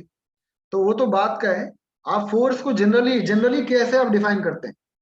तो force क्या आपका, force एक tendency है, force is the ability which may changes the state of an object, which may changes the state of an object if the body is in rest। अगर एक body rest पर है, body rest पर है, आप यहाँ force लगा रहे तो बॉडी क्या आएगा, मोशन में आएगा, क्या आएगा, मोशन में आएगा। तो जब तक आप फोर्स लगाएंगे नहीं, जो आपके टेबल पर, जो आपके पास में जो ऑब्जेक्ट रुका हुआ है वो वहीं रहेगा, चाहे वो 1 सेकंड के लिए रुका है, चाहे वो 1 महीने के लिए रुका है, चाहे वो 1 साल के लिए रुका हुआ है, but till when you are not applying the force on that material body, the body will not change its state from the rest। उसी तरह अगर एक बॉल मूव कर रहा है, ठीक है, तो जिंदगी भर मोशन में रहेगा, कब तक, जब तक वहां पर कोई फोर्स लग नहीं रहा है, ठीक है। जब तक आप फोर्स लगाएंगे नहीं रोकने के लिए, तब तक वो मोशन से रेस्ट पर नहीं आएगा, ठीक है। भलाई आप देखिए एक बॉल को रोल कीजिए, आफ्टर सम टाइम वो बॉल क्या होता है, फाइनली कम टू रेस्ट। क्यों होता है, क्योंकि वहां भी एक फोर्स लग रहा है जिसे आप बोलते हैं फ्रिक्शन फोर्स, ठीक है। फ्रिक्शन एक अपोजिंग फोर्स है जो मोशन को कंट्रोल कर रहा है, मोशन को अपोज कर रहा है। तो अगर वो फ्रिक्शन नहीं हो, जैसे एक आइस पर बॉल को रोल कर दीजिए, आइस पे आप स्लाइड करते हैं, तो आइस का फ्रिक्शन, कोएफिशिएंट ऑफ फ्रिक्शन क्या होता है, बहुत ही कम, नेग्लिजिबल होता। तो वहां पर एक बार अगर बॉडी मोशन में आया तो हमेशा क्या रहेगा, मोशन में। उसको रोकने के लिए क्या लगाना पड़ता है, फोर्स, क्या लगाना पड़ता है, फोर्स। तो फोर्स फर्स्ट पॉइंट आप क्या जाने कि force is the ability, tendency, ठीक है, which may changes the state of an object, that is from rest to motion, और मोशन टू रेस्ट। अच्छा, आप डेफिनेशन देखिए थोड़ा गौर से। हम यहाँ पर क्या लिख रहे हैं? मे, इट मे। ठीक है, हम डायरेक्टली ये नहीं लिख रहे डेफिनेशन में कि it always changes the state of an object. क्यों? ये जरूरी नहीं कि आप जहां भी फोर्स लगा रहे हैं वहां पर फोर्स वो कैपेबल हो बॉडी के मूवमेंट के लिए, बॉडी के चेंज इन स्टेट के लिए। एग्जाम्पल के लिए, आप दीवार पर जाकर फोर्स लगाइए, आप माउंटेन पर जाकर फोर्स लगाइए, आप ट्रेन पर जाकर फोर्स लगाइए, तो वहां पर चेंज इन स्टेट नहीं हो सकता। आप कितना भी पहाड़ में फोर्स लगा लीजिए, पहाड़ रुका है, वो मोशन में नहीं आएगा। ठीक है, तो इसलिए it may changes depending upon the nature of force, depending upon the magnitude of force applied. आप कितना फोर्स लगा रहे हैं उस पर डिपेंड करेगा। ठीक है, so it may changes the state of an object. अगर एक बॉडी रुका है तो फोर्स लगाने पर क्या आएगा? मोशन में आएगा। अगर एक बॉडी रेस्ट पर है तो मोशन में आएगा। अगर ऑलरेडी मोशन में है, आप उसको रोक रहे हैं, तो क्या आएगा? रेस्ट पर आएगा। ठीक है, तो it may changes the state of an object that is from rest to motion और motion to rest. This is the first point. ठीक है, अगला पॉइंट क्या है? एनीवन बताइए, आपसे बहुत पॉजिटिव रिस्पॉन्स चाहिए। ठीक है, हमें आपको रिजल्ट देना है, ऑल ओवर इंडिया में आपको टॉप करना है, जेई में, नीट में। मैं खुद एक एकेडमिक हेड हूँ एक अच्छे ग्रुप का। ठीक है, तो एक उम्मत हेल्पलाइन एक फैमिली है। ठीक है, अब हम लोग यहाँ पर जुड़े हैं। अब हम लोग का जो फैमिली है, हम लोग का जो परिवार है, जिस तरह आपके भी परिवार है, मम्मी है, पापा है, सिस्टर्स है, तो उस तरह मैं भी एक आपका परिवार का एक सदस्य बन गया हूँ। तो मेरा भी एक ड्रीम है, मेरा भी एक सपना है कि जिस तरह आप एक सोचते हैं कि भाई मेरे को जेई में अच्छा करना है, नीट में अच्छा करना है, गवर्नमेंट कॉलेज में जाना है, तो उस तरह से हम लोग का भी एक ड्रीम है कि आपको वहां तक पहुंचाना है। जितने भी मुस्लिम भाई बहन हैं, ठीक है, उनको अच्छे गवर्नमेंट कॉलेज में पहुंचाना है। क्योंकि मैं भी एक गवर्नमेंट कॉलेज से पढ़ा हुआ, मेरा भी इंजीनियरिंग हुआ, मेरा भी एमटेक हुआ। I have done the research और also in the quantum physics. तो एक हमें पता है कि गवर्नमेंट कॉलेज का फायदा क्या है। ठीक है, if you will get the admission in government college, you have to pay the fees very very less amount. ठीक है, as compare to the private college. Private college का फीस क्या है आपको पता है? मेडिकल के लिए खास करके साल का 20 लाख 30 लाख फीस है अच्छे कॉलेज का। और कोई भी मेडिकल कोर्स, चाहे आपका एमबीबीएस है, चाहे आपका बीएमएस है, चाहे आपका बीएचएमएस है, 5.5 ईयर्स का है। तो आप हर पेरेंट्स इतना कैपेबल नहीं होते कि करोड़ों में खर्च करें। पर वही अगर आपका नीट में 550 600 नंबर आता है, then you will get the government college like the GMC, government medical hospital, government medical college. वहां का फीस बहुत नॉमिनल होता है, 30,000 40,000 साल का, मतलब 2 लाख में एमबीबीएस कंप्लीट। ठीक है, उस तरह जेई का भी है। अगर आप जेई अच्छा परसेंटाइल लाते हैं, then you will get the NITs like the NIT Trichy, Warangal, Dehradun, NIT Nagpur, NIT Bhopal. तो यहाँ एक अच्छा कैंपस प्लेसमेंट है, फीस भी कम है आपका। आईटीज में आपका सिलेक्शन होता है आईटी एडवांस के बाद।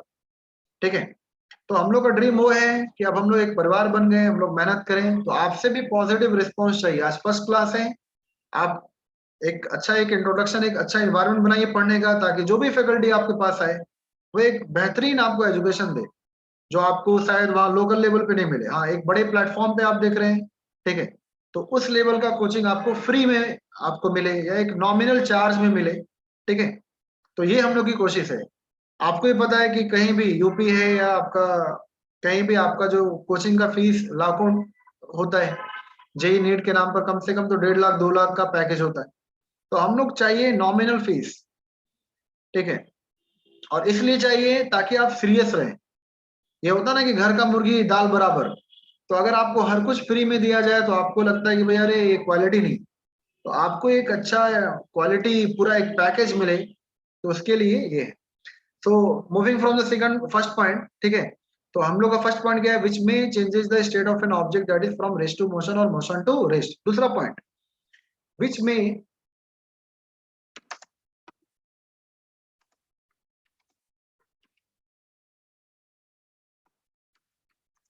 changes the magnitude of motion of the body.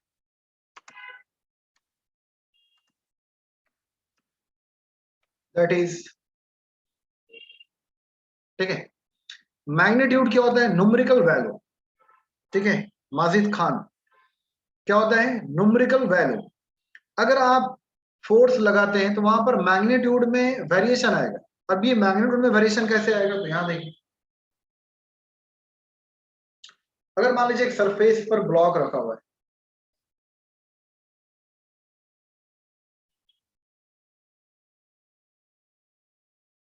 ठीक है, तो केस 1 देखिए, फर्स्ट केस, ये बॉडी रुका हुआ, u is equal to what, 0। Initially एक ऑब्जेक्ट आपका रेस्ट पर है, कहां पर है, रेस्ट पर। Now you have applied the force, now you have applied some amount of force, तो ये बॉडी क्या आएगा आपका, मोशन में आएगा, क्या आएगा, मोशन में आएगा, ठीक है। तो ये मूव करेगा कुछ वेलोसिटी से। तो यहां पर मैग्नीट्यूड पहले क्या था आपका, 0, अभी इसका फाइनल वेलोसिटी क्या है आपका, कुछ भी एग्जांपल के लिए मान लीजिए 5 मीटर पर सेकंड है या 10 मीटर पर सेकंड है, तो भाई इसका मैग्नीट्यूड क्या हुआ, चेंज हुआ, कब, under the action of force applied.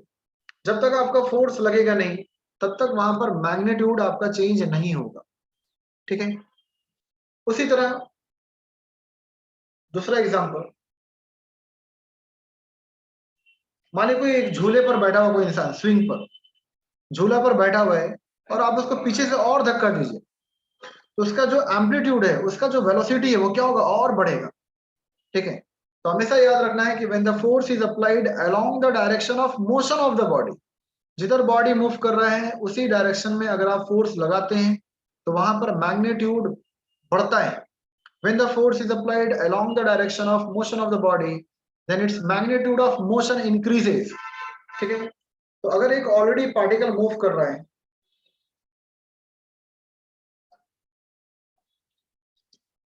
ठीक है, और आपने यहाँ फोर्स लगा दिया, ऑलरेडी इस पर u है, u मतलब क्या, जो भी इसका स्पीड है, इनिशियल स्पीड, ठीक है, 1 किलोमीटर पर आवर या 2 किलोमीटर पर आवर जो भी है, पर आपके फोर्स के कारण यहाँ पर जो v है वो क्या हो गया, इंक्रीज हो गया, क्या हो रहा है, इंक्रीज हो रहा है, ठीक है। मोहम्मद शुएब, आप साइलेंट कर लीजिए, मोहम्मद शुएब, ठीक है। तो पहला पॉइंट ये याद रखना है कि when the force is applied along the direction of motion of the body, जिधर बॉडी मूव कर रहा है उसी डायरेक्शन में अगर फोर्स लगता है तो वहां वेलोसिटी का जो मैग्नीट्यूड है वो हमेशा बढ़ता है, हमेशा बढ़ता है, ठीक है। तो यहाँ पे मैग्नीट्यूड क्या हो रहा है, चेंज हो रहा है। दूसरा, when the force is applied against the direction of motion of the body, वहां पर हमेशा जो मैग्नीट्यूड है वो हमेशा डिक्रीज करेगा। कैसे, एक बॉल को मान लीजिए ऊपर थ्रो कीजिए, a ball is thrown in upward direction, तो आपने जब स्पीड दिया तभी तो बॉल ऊपर जा रहा है, तभी तो बॉल ऊपर जा रहा है। अगर आपका इनिशियली कोई स्पीड नहीं होता तो पार्टिकल आपका ऊपर नहीं जाता। तो now when the ball is thrown in upward direction, ball आपका ऊपर जा रहा है, तो against the gravity it is moving against the gravity, और ग्रेविटी क्या है आपका, one of the type of force exerted, जो आपका वेट है, जो आपका ग्रेविटी है वो क्या आपका, one of the type of force exerted by earth. तो ग्रेविटी कहाँ लगता है, वेट कहाँ लगता है, नीचे, बॉल जाना कहाँ चाह रहा, ऊपर। तो बार बार इसका जो मैग्नीट्यूड है, मतलब जो वेलोसिटी है वो बार बार क्या होगा, कम। जैसे पहले आपने जो स्पीड दिया मान लीजिए 10 किलोमीटर पर आवर, अब उसका स्पीड क्या होगा, बार बार डिक्रीज करेगा, ठीक है। पहले आपका फिर 7 होगा, फिर 5 होगा, फिर एक समय क्या होगा, 0। हमेशा याद रखना है कि दूसरे केस में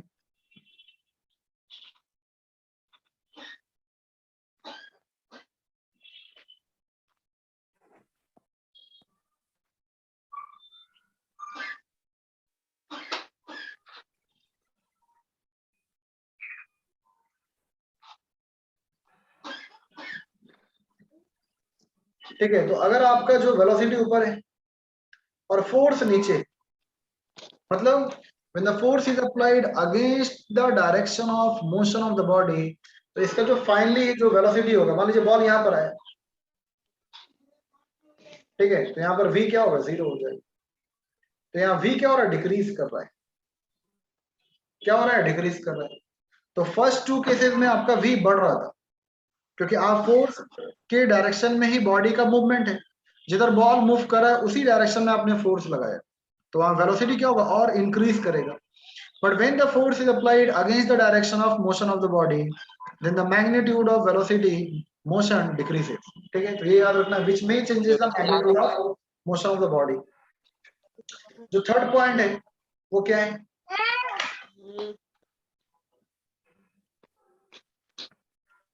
ये इसका माइक ऑन है यहाँ पर। क्या है बंगाली? शदाब अली म्यूट कर लीजिए आप, नहीं तो भगाया जाएगा आपको। शदाब अली, माजिद खान आप भी म्यूट कर लीजिए। देखिए जिसको पढ़ना है वही यहाँ पर आए, यहाँ पे टाइम पास नहीं हो रहा है। देखिए हंसी मजाक करने का बहुत सारा सोर्स है, टाइम बर्बाद करने का बहुत सारा जरिया और सोर्स है। तो आप अपने वहाँ, शदाब अली बार बार आपको म्यूट कर रहे हैं, आप ऑन कर देते हैं।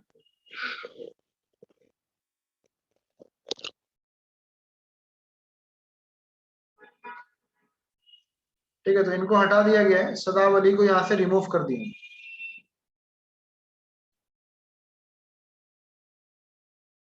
सलामुद्दीन अंसारी आप भी ऑफ कर लीजिए।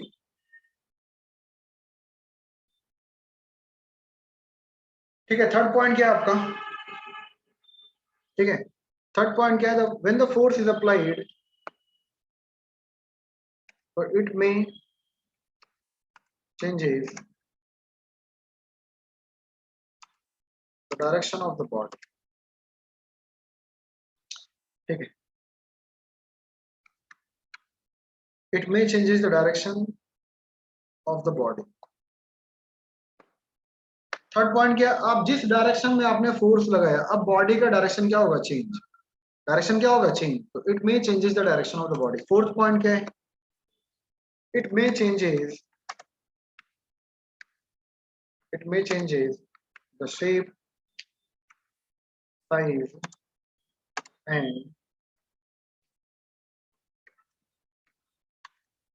Configuration of the body. ठीक है, it may changes the shape, size and configuration of the body. अगर आपने फोर्स लगाया तो वहां उसका वॉल्यूम है, उसका एरिया में चेंज हो सकता है। ठीक है, मान लीजिए कि स्प्रिंग है, आप उसको फोर्स लगाए तो उसका शेप क्या होगा? चेंज कर जाएगा। ठीक है, उसमें एलोंगेशन आ जाएगा, उसमें स्ट्रेचिंग आ जाएगा, उसका शेप, उसका एरिया, उसका वॉल्यूम, ठीक है, चेंज हो सकता है। तो it may changes the shape है या साइज है या जो एरिया है या वॉल्यूम है, कॉन्फ़िगरेशन है, चेंज हो सकता है। तो जब ये चेंज होता है तो यहाँ पे दो टर्मोलॉजी आपको मिलता है, दो नया डिफिनेशन मिलता है। एक मिलता है इलास्टिक बॉडी और एक मिलता है प्लास्टिक बॉडी। तो उसको भी यहीं पर देख लीजिए क्या होता है।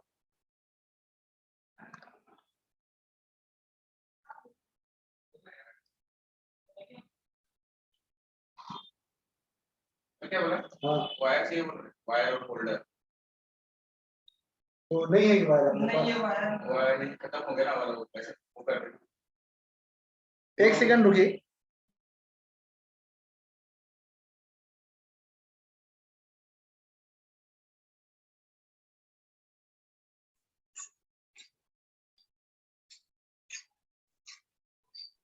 नाम क्या?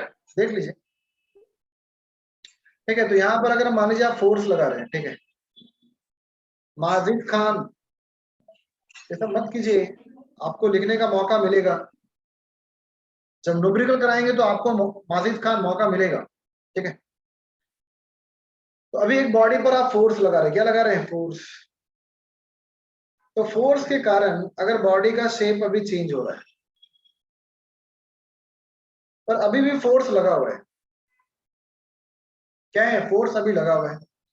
Now after the removal of force, when the force is removed, ठीक है, अभी आप किसी बॉडी पर फोर्स लगाएं तो due to the action of force, due to the influence of force, वहां शेप क्या होगा? चेंज होगा। जैसे बलून है, आप फोर्स लगाइए, ठीक है, तो अगर आपका फोर्स के कारण आपके बॉडी में चेंजेस आए, पर after the removal of force अगर बॉडी पूरा का पूरा रिगेन करता है, बॉडी पूरा का पूरा रिगेन करता है after the removal of force, तो ऐसे बॉडी को हम लोग बोलते हैं elastic body.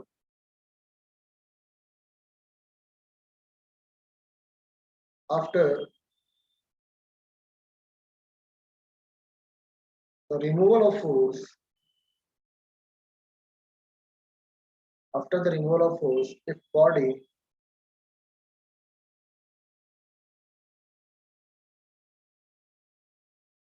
regains completely,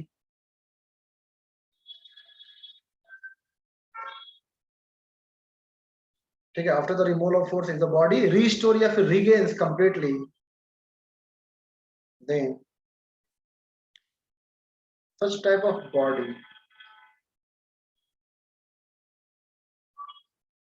such type of material body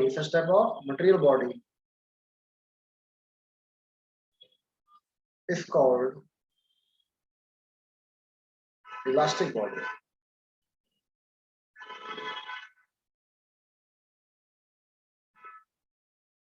ठीक है, इनको क्या कहेंगे हम लोग? Elastic body. क्या कहेंगे? Elastic body. ठीक है, after the removal of force, क्योंकि फोर्स के कारण उसमें तो ठीक है चेंजेस क्रिएट होंगे, but after the removal of force the body restore completely. अगर बॉडी पूरा का पूरा रीगेन कर लेता है, पूरा का पूरा रिस्टोर कर लेता है, तो वैसे मटेरियल बॉडी को हम लोग बोलते हैं इलास्टिक बॉडी। और ये वर्ड बार बार यूज होगा आपका, ठीक है। And the property of the material is called elasticity. उस प्रॉपर्टी को हम लोग बोलते हैं इलास्टिसिटी, और उस बॉडी को हम लोग बोलते हैं इलास्टिक बॉडी, ठीक है। So when there is some force applied on any material body, so due to action of force there will be some changes, there will be some deformation occurs, but after the removal of force if the body regains completely, then this property is called elasticity and the body is called elastic body, ठीक है। पर मान लीजिए body आपने force लगाया, ठीक है,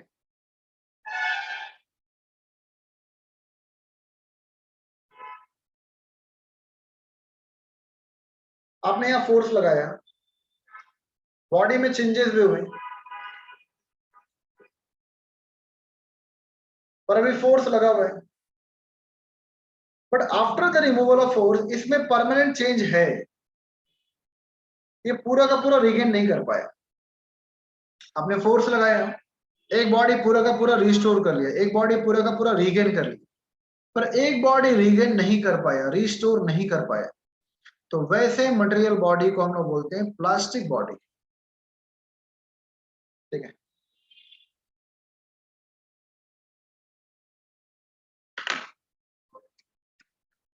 after removal of force, if the body does not regain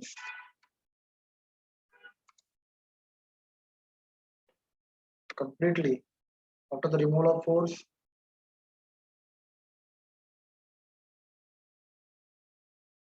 if the body does not regain completely,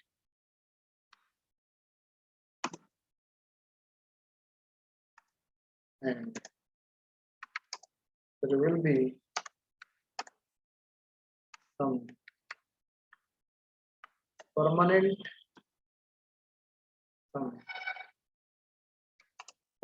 change, then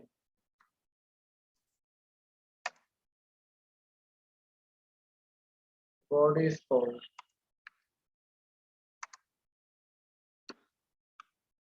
plastic body. उस बॉडी को हम लोग क्या बोलेंगे? Plastic body. क्या बोलेंगे? प्लास्टिक बॉडी,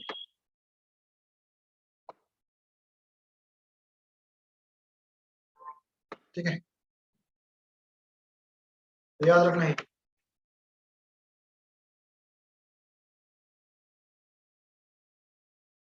ठीक है, after the removal of force if the body does not regain completely and there will be some permanent change in the body is called plastic body। तो ये कुछ पॉइंट्स हैं सिर्फ force के बारे में। फिर से लॉग इन कीजिए, अभी यूनिट के बारे में डिस्कशन करना है सभी को, फिर से लॉग इन कीजिए। So yesterday we have started the topic force। Good evening, sir. Good evening.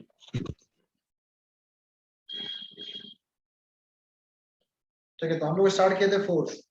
तो 3-4 पॉइंट हम लोग पढ़ चुके थे क्या, कि फोर्स क्या होता है। तो force is a tendency, the ability which में changes the state of an object. अगर बॉडी रेस्ट पर है तो बॉडी मोशन में आएगा, अगर मोशन में है तो रेस्ट पर आएगा। अगर आप फोर्स लगाएंगे नहीं तो बॉडी जो रुका है कभी भी चेंज इन स्टेट नहीं कर सकता। दूसरा हम लोगों ने पढ़ा था क्या, कि अगर आप फोर्स लगा रहे हैं तो वहां पर चेंज इन मैग्नीट्यूड होता है, ठीक है।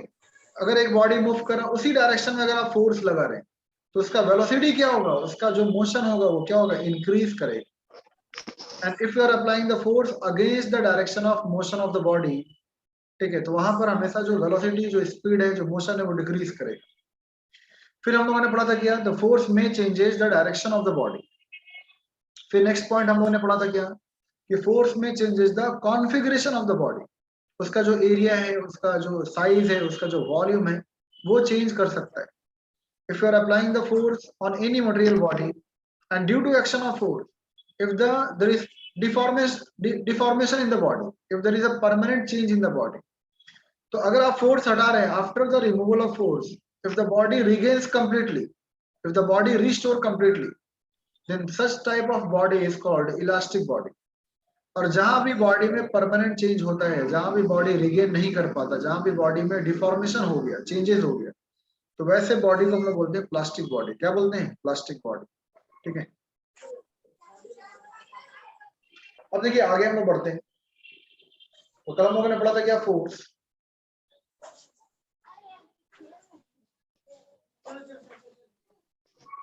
क्या आप किसी भी मटेरियल बॉडी में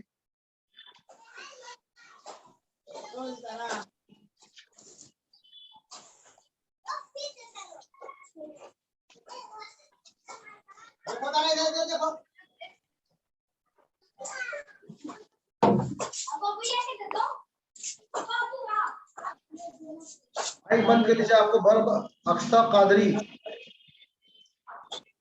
नाहिद परवीन, आपको पता होना चाहिए माइक बंद करना है, आपके वजह से सबको डिस्टर्ब होता। ठीक है, तो इनिशियली अगर आपका ब्लॉक रेस्ट पर है, ठीक है, तो इसको मोशन में लाने के लिए क्या लगाना पड़ेगा? फोर्स। और अगर कोई ऑलरेडी बॉडी मोशन में है, तो इसको रोकने के लिए क्या लगाना पड़ेगा? फोर्स। तो फोर्स में changes the state of an object. अब देखिए, ये तो कल हम लोगों ने देखा था। अब हम लोग को देखना है क्या, इसका यूनिट जो इंपॉर्टेंट है, जो बहुत ही इंपॉर्टेंट है, वो आज हम लोग को देखना है। और ये हर बुक में नहीं मिलता, और इसके ऊपर न्यूमेरिकल भी आपका जेई नीट में न्यूमेरिकल भी आता। तो अगर हम यूनिट ऑफ फोर्स की बात करें, जिस तरह मास का यूनिट क्या होता है? Kilogram, SI. ठीक है, और सीजीएस क्या होता है? ग्राम। ठीक है, जिस तरह वर्क का यूनिट क्या होता है? जूल, और सीजीएस क्या होता है? अर्ग। तो उस तरह फोर्स का एसआई यूनिट क्या होता है? तो सबसे पहले आपको पता होना चाहिए कि फोर्स का दो यूनिट होता है, एसआई में भी और सीजीएस में भी। एक को बोलते हैं एब्सोल्यूट यूनिट और दूसरे को बोलते हैं ग्रेविटेशनल यूनिट। ठीक है, तो अगर हम यूनिट ऑफ फोर्स की बात करें, तो इसका दो यूनिट है।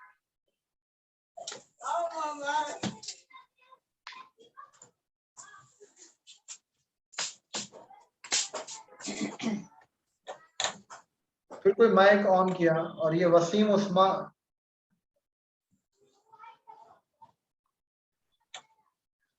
ये नाहिद परवीन,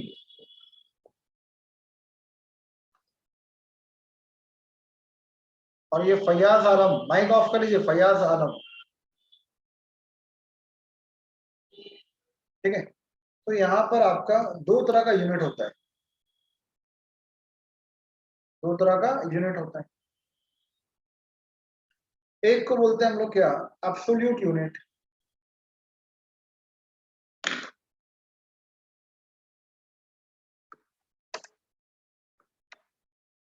ठीक है, और दूसरे को हम लोग बोलते हैं ग्रेविटेशनल यूनिट।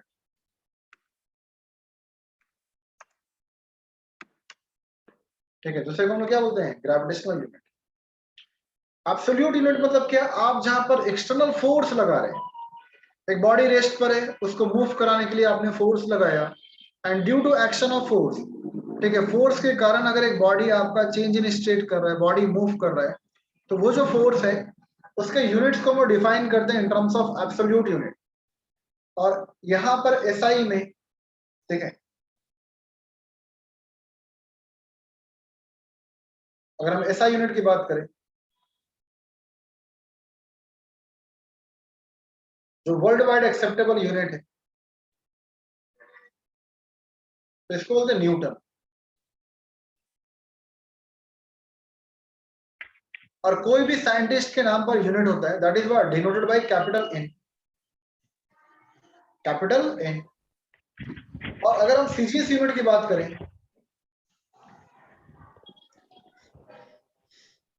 ठीक है। अगर हम सीजीएस यूनिट की बात करें,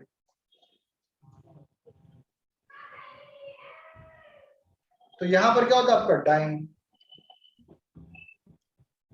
लिखते हैं dy ne पूरा, पर सिंबॉलिक रिप्रेजेंटेशन क्या है तो dy ne। जिस तरह मोल MOLE पूरा लिखते हैं, पर सिंबल क्या आपका तो MOL, सिंबल क्या आपका MOL। ठीक है। तो इस तरह भी आपका जो रिप्रेजेंटेशन है आपका न्यूटन का, किसी भी साइंटिस्ट के नाम पर जो यूनिट होता है always denoted by capital letter. ठीक है। जैसे अभी आप चार्ज का यूनिट जानते हैं कूलम, तो कूलम इज वर्ड एक साइंटिस्ट का नाम है, तो इसलिए हम लोग चार्ज का यूनिट क्या होता है कूलम, मतलब क्या कैपिटल C। कैपेसिटेंस का यूनिट आएगा फराडे, फराड, तो कैपिटल F। उस तरह फोर्स का यूनिट क्या है न्यूटन। ठीक है। अब देखिए 1 न्यूटन मतलब क्या, आपको बेसिक पता है। अगर हम डायमेंशनल फॉर्मूला निकालें, यूनिट बताएं, तो 1 न्यूटन मतलब क्या। अगर 1 kg का ब्लॉक है, ठीक है, और उसमें 1 मीटर पर सेकंड स्क्वायर का एक्सेलरेशन हो रहा है, ठीक है, अगर एक 1 kg का ब्लॉक है और उसमें 1 मीटर पर सेकंड स्क्वायर का एक्सेलरेशन अगर क्रिएट हो रहा है, then the force required, then the force applied is called 1 Newton.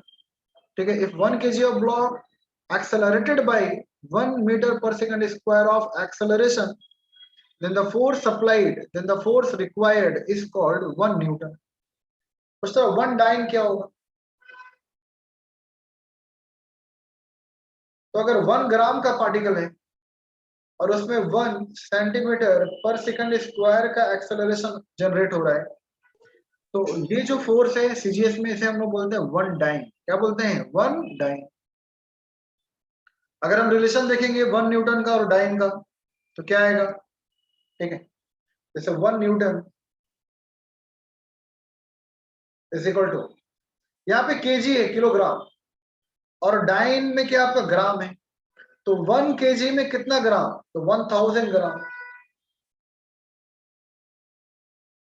ठीक है। हम न्यूटन के फॉर्मूला में सीजीएस का वैल्यू पुट कर रहे हैं, ठीक है, ताकि एक रिलेशन मिले आपको एसआई के बीच और सीजीएस यूनिट के बीच। तो 1 न्यूटन में 1 केजी है आपका, तो 1 किलोग्राम में हाउ मच ग्राम, तो 10 का पावर 3 1000 ग्राम। उस तरह यहाँ पे 1 मीटर है, तो 1 मीटर में कितना सेंटीमीटर, तो 100 सेंटीमीटर। 1 मीटर में कितना सेंटीमीटर, तो 100 सेंटीमीटर। यहाँ भी सेकेंड है, यहाँ भी सेकेंड है, तो यहाँ पे क्या आएगा आपका 10 का पावर 3 10 का पावर 2, क्या आएगा आपका 10 का पावर 5। यहाँ पे क्या होगा ग्राम सेंटीमीटर इसका पावर -2। अब देखिए ये 1 को हटा दीजिए, क्योंकि आप 1 लिखिए ना लिखिए एक ही बात है। तो ये ग्राम सेंटीमीटर पर सेकंड स्क्वायर, ये ग्राम सेंटीमीटर पर सेकंड स्क्वायर को हम लोग क्या बोलेंगे 1 डाइन। तो यहाँ से 1 newton is equal to 10 to the power 5, और एक ग्राम सेंटीमीटर पर सेकंड स्क्वायर को हम लोग क्या बोलेंगे डाइन। तो ये आपका रिलेशन है, ठीक है, ये आपका रिलेशन है एसआई और सीजीएस यूनिट के बीच, एसआई और सीजीएस यूनिट के बीच। ठीक है। तो एब्सोल्यूट यूनिट मतलब क्या है, जहां भी आपने किसी मटेरियल बॉडी पर फोर्स लगाया है और उसके कारण अगर बॉडी में आपका एक्सेलरेशन जनरेट हो रहा है, तो वो फोर्स का एसआई यूनिट होता है न्यूटन, और सीजीएस क्या होता है डाइन। अब देखिए एक होता है ग्रेविटेशनल यूनिट, ये क्या है, तो आपने एक बॉडी को यहाँ पर रिलीज किया, ठीक है, एक बॉडी को आप यहाँ रिलीज कर रहे हैं, आप कोई फोर्स नहीं लगा रहे, ठीक है, ठीक है, आप कोई फोर्स नहीं लगा रहे, आपने बस बॉडी को रिलीज किया। तो यहाँ पर क्या हो रहा है, due to gravity, due to attraction force of earth, ठीक है, due to earth attraction body क्या हो रहा मूव कर रहा है। पहले आपने फोर्स का डिफिनेशन पढ़ा किया, फोर्स में changes the state of an object. तो यहाँ पे अप्लाइड फोर्स जहां भी है वहां पर यूनिट आपका डिफाइंड होता है एब्सोल्यूट यूनिट के टर्म में। पर जहां भी ग्रेविटी के कारण, जहां भी अट्रैक्शन फोर्स ऑफ अर्थ के कारण बॉडी एक्सेलरेट हो रहा है, बॉडी मूव कर रहा है, बॉडी में वेलोसिटी है, तो वहां पर फोर्स का यूनिट होता है ग्रेविटेशनल यूनिट, ठीक है। और इस पर बहुत सारे क्वेश्चंस में यूज होते हैं, ठीक है। तो यहां पर यूनिट क्या होता है? तो यहां जो एसआई यूनिट होता है,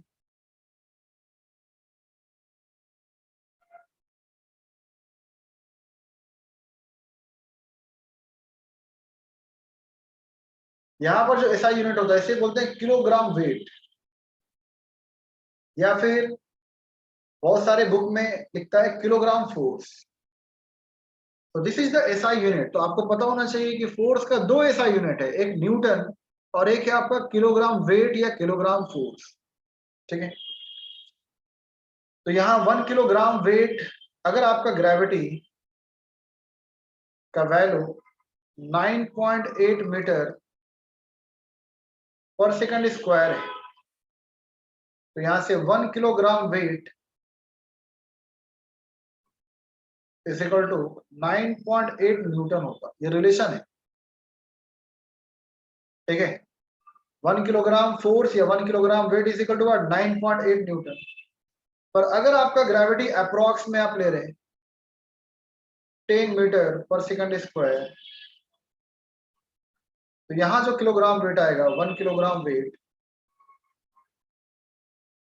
इज इक्वल टू 10 न्यूटन। ठीक है, तो ये आपका रिलेशन है जो आपको याद रखना है।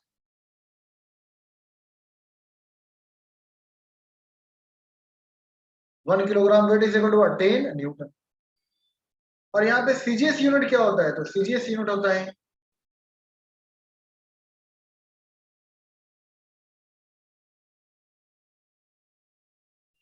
तो सीजीएस यूनिट को हम लोग बोलते हैं ग्राम वेट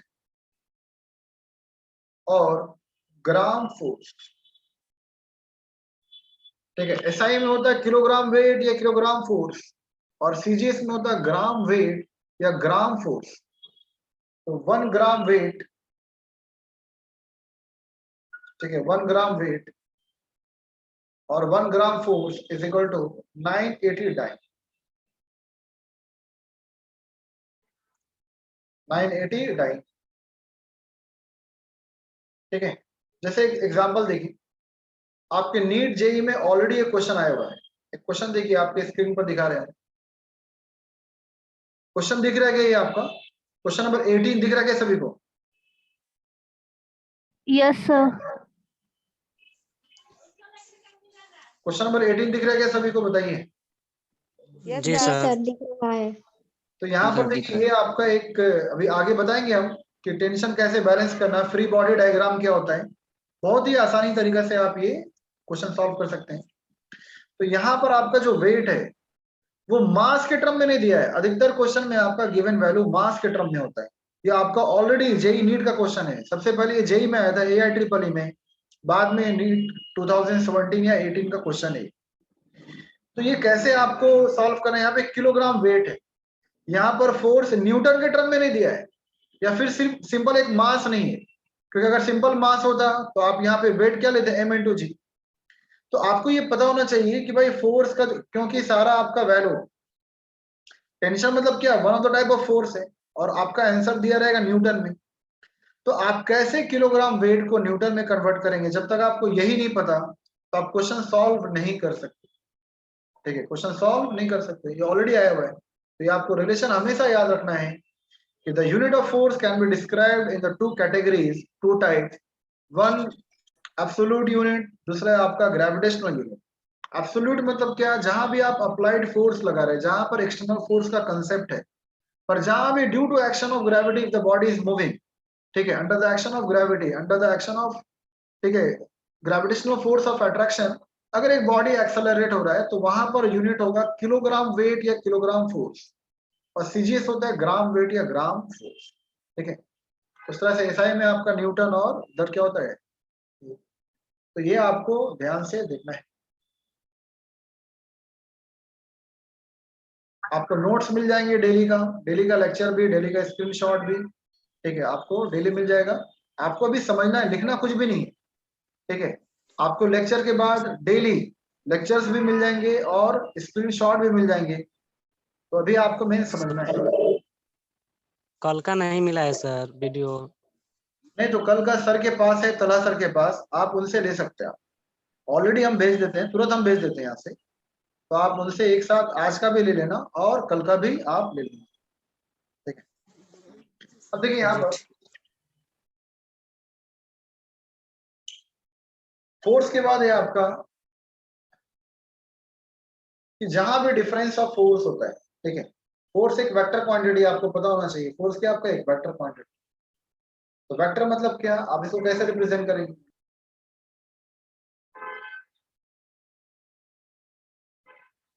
ठीक है। तो यहाँ पर तीनों कंपोनेंट हो सकता है, एफ एक्स आई भी, एफ वाई जे भी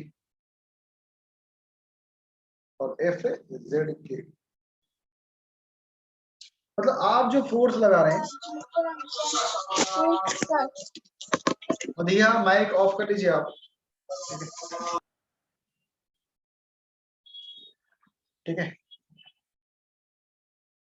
तो यहाँ पे क्या आपका, कि आप जहां भी फोर्स लगा रहे हैं वहां पे हो सकता है कि आपका फोर्स एक ही डायरेक्शन में जाए। मतलब कि आपने बॉडी फोर्स लगाया, एक ऑब्जेक्ट रखा हुआ है और आपने फोर्स लगाया ऐसा, बिल्कुल हॉरिजॉन्टल, मतलब कुछ भी इंक्लाइन नहीं। इंक्लाइन मतलब क्या, ठीक है, जैसे एक लाइन है आपका ये, तो इसका एंगल ऑफ इंक्लिनेशन क्या है, 0 degree. Theta is equal to what, 0 degree. अगर आपके पास चांद है, मतलब जो प्रोटेक्टर है एंगल मेजर करने के लिए, आप देखिएगा जो सबसे बेस लाइन होता है हॉरिजॉन्टल, वहाँ एंगल क्या होता है, 0 डिग्री। पर अगर हम इसी लाइन को ऐसा रख दें, इसी लाइन को ऐसा, अब यहाँ पर क्या है, कुछ ये इंक्लाइंड है, कुछ एंगल ऑफ इंक्लिनेशन है from the horizontal, from the ground, theta है, जो भी है 30 डिग्री है, 45 डिग्री। अगर आप इसी लाइन को ऐसा रख रहे हैं तो इसका एंगल और क्या हुआ, बढ़ा। इसका एंगल क्या हुआ विद रिस्पेक्ट टू हॉरिजॉन्टल, इसका एंगल क्या हुआ और बढ़ा। तो इसे बोलते हैं एंगल ऑफ इंक्लिनेशन, स्लोप। क्या बोलते हैं, स्लोप। और स्लोप का फॉर्मूला आपको पता है, m is equal to tan theta. m is equal to tan theta. tan theta क्या होता है, सामने का परपेंडिकुलर अपॉन बेस, सामने का परपेंडिकुलर अपॉन बेस। तो अगर आपका किसी मटेरियल बॉडी में जो फोर्स एक्ट हो रहा है वो थीटा 0 डिग्री, मतलब बिल्कुल स्ट्रेट लाइन में, तो यहाँ पर फोर्स क्या होगा, एक ही डायरेक्शन में मूव करेगा। ऑब्जेक्ट क्या होगा, एक ही डायरेक्शन में आपका मूव करेगा। तो यहाँ जो पूरा का पूरा फोर्स है, पूरा का पूरा जो फोर्स है वो एक ही डायरेक्शन में लग रहा है। कहाँ लग रहा है, तो एफ एक्स आई। कहाँ लग रहा है, एफ एक्स आई। तो इसको बोलते हैं 1D। क्या बोलते हैं, 1D, फोर्स इन 1 डायमेंशन। आप जो फोर्स लगा रहे हैं उसके कारण बॉडी एक ही डायरेक्शन में जा रहा है, ठीक है। उस तरह वाई के अलॉन्ग भी हो सकता है कि भाई आप कुछ ताकत से, आप अपने फोर्स से एक बॉल को ऊपर थ्रो कर रहे हैं, क्या है, बॉल को ऊपर थ्रो कर रहे हैं, तो बॉल इधर जा रहा है, ऊपर जा रहा है। तो इक्वेशन क्या लिख सकते हैं कि net force is equal to the force applied along the Y, और ये जे कैप डायरेक्शन वेक्टर। उस तरह आप क्या लिख सकते हैं, अगर बॉडी आपका जेड एक्सिस में आ रहा है, ठीक है, अगर आपका ऑब्जेक्ट जेड एक्सिस में जा रहा है तो यहाँ पे क्या होगा, F is equal to F Z और ये के, ठीक है। पर अगर आपने फोर्स लगाया जैसे कैरम वगैरह में या ब्लेड्स में या फिर आप पूल वगैरह खेल रहे हैं, तो वहां पर क्या हो रहा है, अगर आपका एक ऑब्जेक्ट ऐसा रखा हुआ है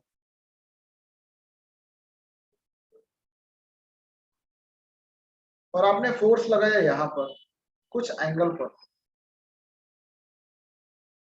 तो यहाँ क्या होगा, बॉल का कुछ मूवमेंट ये इंक्लाइंड होगा। इंक्लाइंड मतलब क्या, ठीक है, बॉल ऐसा जा रहा है, बॉल ये आपका ऐसा जा रहा है, मतलब क्या, ये कुछ हॉरिजॉन्टल डिस्टेंस भी ट्रेवल किया इतना दूर, और ये वर्टिकल डिस्टेंस भी ट्रेवल किया, ठीक है। जब बॉल ऐसा गया, बॉल जाना ऐसा मतलब क्या, ठीक है, इसका कुछ हॉरिजॉन्टल कंपोनेंट भी है और इसका वर्टिकल कंपोनेंट भी है, वाई भी है और ये एक्स भी है।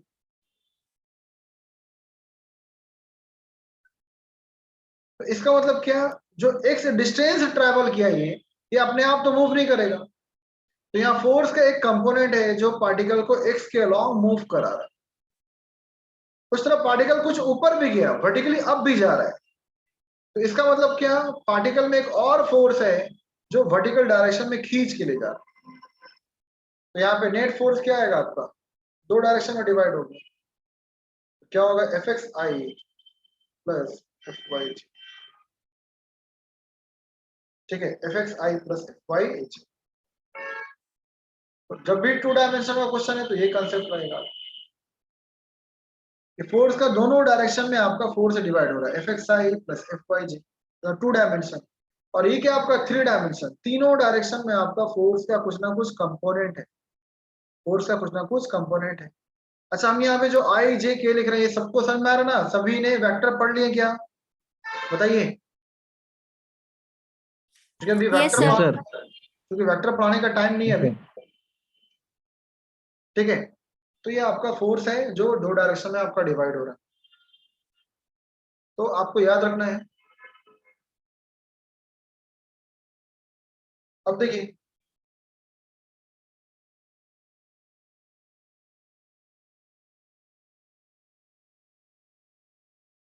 अगर एक बॉडी मूव करता है,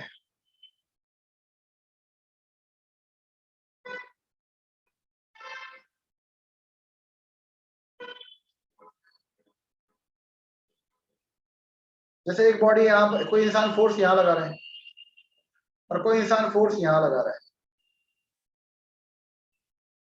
मान लीजिए F1 का वैल्यू है 10 न्यूटन और यहाँ पर F2 का वैल्यू है 8 न्यूटन, ठीक है। F1 का वैल्यू क्या आपका 10 न्यूटन और F2 का वैल्यू क्या आपका 8 न्यूटन। F1 का वैल्यू 8 न्यूटन, F2 का वैल्यू 8 न्यूटन। तो यहाँ क्या आपका डिफरेंस ऑफ फोर्स है। तो डिफरेंस ऑफ फोर्स मतलब क्या, ये बड़ा फोर्स है, ये छोटा फोर्स है, तो बॉडी किधर जाएगा आपका, ठीक है, जो ज्यादा फोर्स लगा रहा उधर, ठीक है। और यहाँ पे मैग्नीट्यूड क्या होगा, तो कम, कितना होगा, तो 10 माइनस 8 क्या होगा आपका 2 न्यूटन। तो यही आपका 2 न्यूटन, मतलब क्या, F1 minus F2 is equal to what, ma। ये जो आपका डिफरेंस ऑफ फोर्स आएगा F1 माइनस F2, यही आपका कॉज होगा बॉडी के मूवमेंट के लिए, बॉडी के वेलोसिटी के लिए, बॉडी के एक्सेलरेशन के लिए, ठीक है। जो भी आपका 2 न्यूटन आया वो क्या आपका, that is the cause of acceleration in the body, ठीक है। उस तरह से अगर आपका एक बॉडी यहां पर है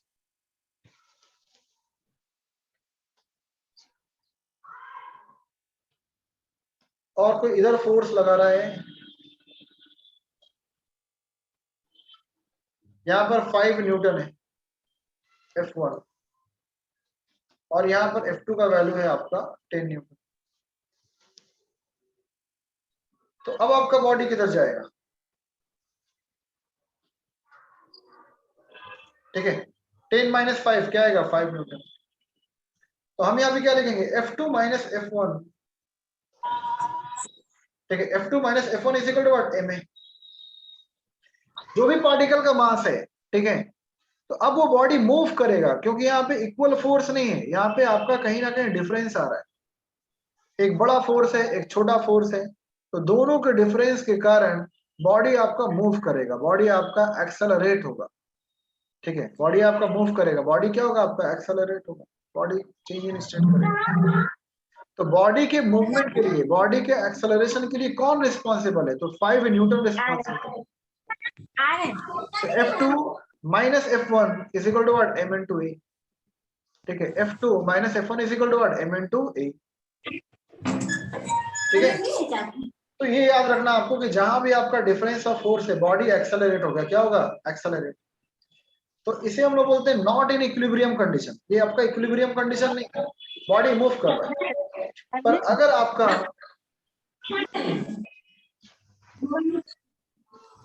पढ़ा है ऑनलाइन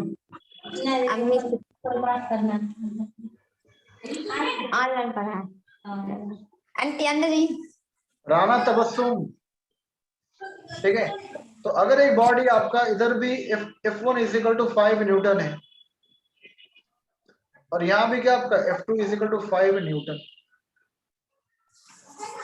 इधर भी फोर्स क्या लग रहा है, लेफ्टवर्ड 5 न्यूटन, राइटवर्ड भी क्या लग रहा है 5 न्यूटन। या मान लीजिए कोई एक इंसान ऊपर खींच रहा है 5 न्यूटन, एक इंसान डाउनवर्ड डायरेक्शन में खींच रहा है 5 न्यूटन, तो इक्वल एंड अपोजिट फोर्स क्या होगा, कैंसल्ड आउट, और बॉडी में एक्सेलरेशन क्या होगा, कुछ भी नहीं। ठीक है, तो यहाँ पे क्या होगा, F1 minus F2 is equal to what, 0। ठीक है, F1 minus F2 is equal to what, 0। तो 0 मतलब क्या, यहाँ पर क्या F1 is equal to F2 है।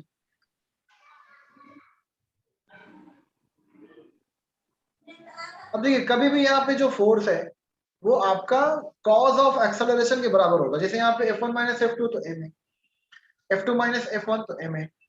तो यहाँ तो आपका 0 है, 0 मतलब क्या, तो F1 माइनस F2 लिखिए, F2 माइनस F1 लिखिए, यहाँ पे 0 is equal to what, m into a। अब देखिए m into a is equal to 0 आया, पर मास किसी भी बॉडी का 0 हो सकता है क्या, नहीं हो सकता। इवन जो आपको डस्ट पार्टिकल दिख रहा है, हर एक एलिमेंट है, चाहे सल्फर है, नाइट्रोजन है, ऑक्सीजन है, सबका मास है। अरे उसके अंदर जो आपका एटम्स है, इलेक्ट्रॉन है, प्रोटॉन है, न्यूट्रॉन, सबका मास है। इलेक्ट्रॉन का मास क्या होता है, एनीवन बताइए, 9.11 into 10 to the power minus 31 kg। Mass of electron क्या होता है, सबसे लाइटेस्ट है among proton, neutron and electron, 9.11 into 10 का पावर माइनस 31 kg। प्रोटॉन और न्यूट्रॉन का मास क्या अप्रॉक्स में 1.6 इंटू 10 का पावर माइनस 27 kg। तो भैया जो आपको दिख नहीं रहा है, इलेक्ट्रॉन, प्रोटॉन, न्यूट्रॉन, उनका भी मास है। तो mass of any particle can never be 0।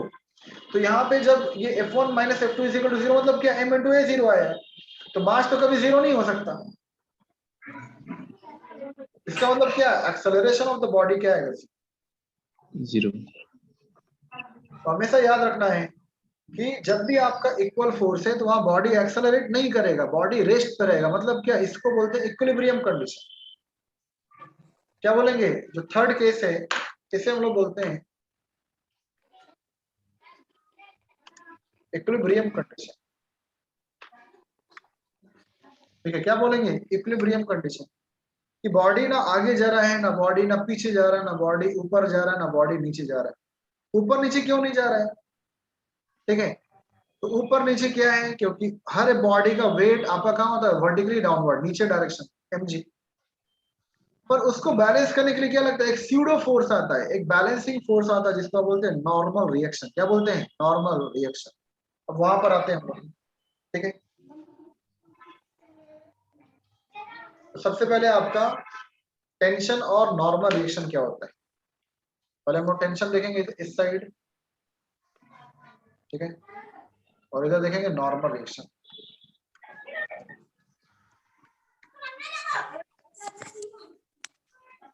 अभी भी माइक किसी का ऑन है, इतना बोलने के बाद भी, ठीक है।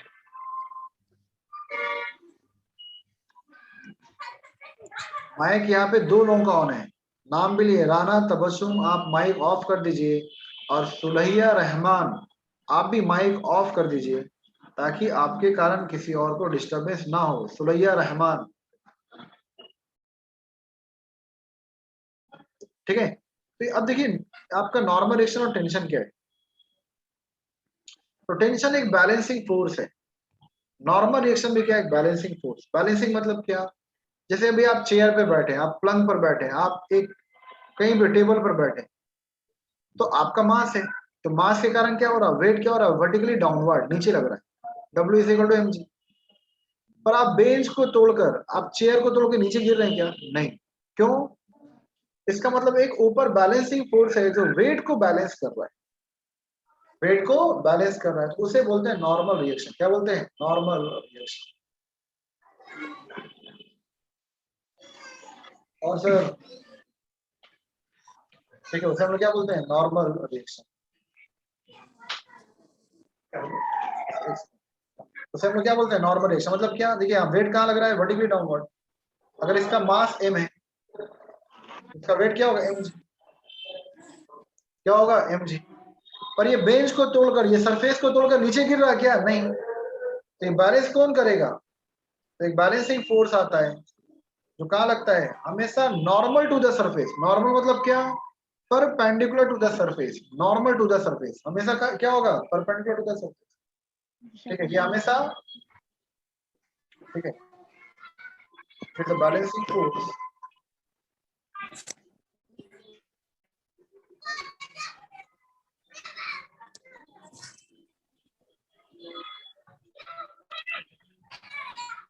it is a balancing pseudo force.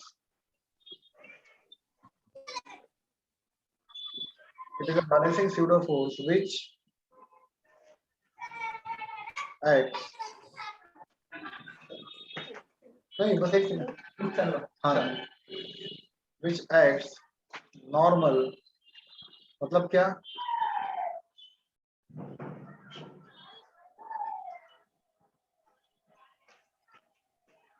perpendicular to the surface। ठीक है, ये आपको हमेशा याद रखना है। It is a balancing pseudo force. Pseudo मतलब क्या, आपको दिख नहीं रहा है, ठीक है, बस ऊपर वाले ने इसको बैलेंसिंग बनाया। अगर आपका नॉर्मल रिएक्शन नहीं होता तो हम कहीं भी बैठ रहे हैं तो हम गिर जाएंगे, क्योंकि अगर एक ही फोर्स लग रहा है इसका मतलब क्या, बॉडी उधर मूव करेगा। मान लो कोई इंसान है, आप उसको खींच रहे हैं, तो जहां भी एक फोर्स है उसके कारण क्या होगा, बॉडी का मूवमेंट उस डायरेक्शन में होगा। तो वेट को कैंसल करने के लिए एक नॉर्मल रिएक्शन लगता है, इसको डिनोट करते हैं हम लोग एन से भी, या फिर बहुत सारे बुक में आर से भी डिनोट करते हैं। तो normal reaction is what, a balancing force which always act perpendicular to the surface, perpendicular to the surface, perpendicular to the surface. So it is a balancing pseudo force which acts normal perpendicular to the surface.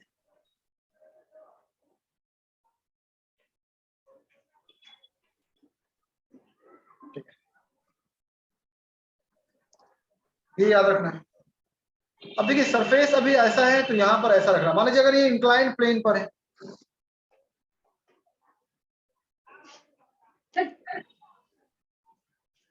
अगर आपका कोई surface inclined plane पर है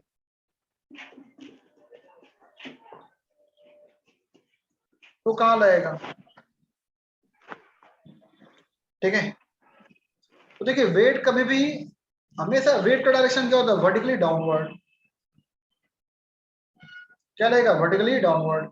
अगर ये मान लीजिए angle of inclined plane, अगर ये थीटा है, क्या ये थीटा, मतलब angle of inclined plane, slope इसका कितना टेढ़ा है, तो थीटा है।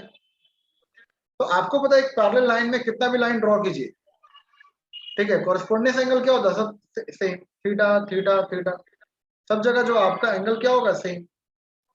पैरेलल लाइंस में जो कॉरेस्पॉन्डेंस एंगल है वो क्या होगा, सेम। तो यहाँ भी अगर हम एक लाइन ड्रॉ करेंगे,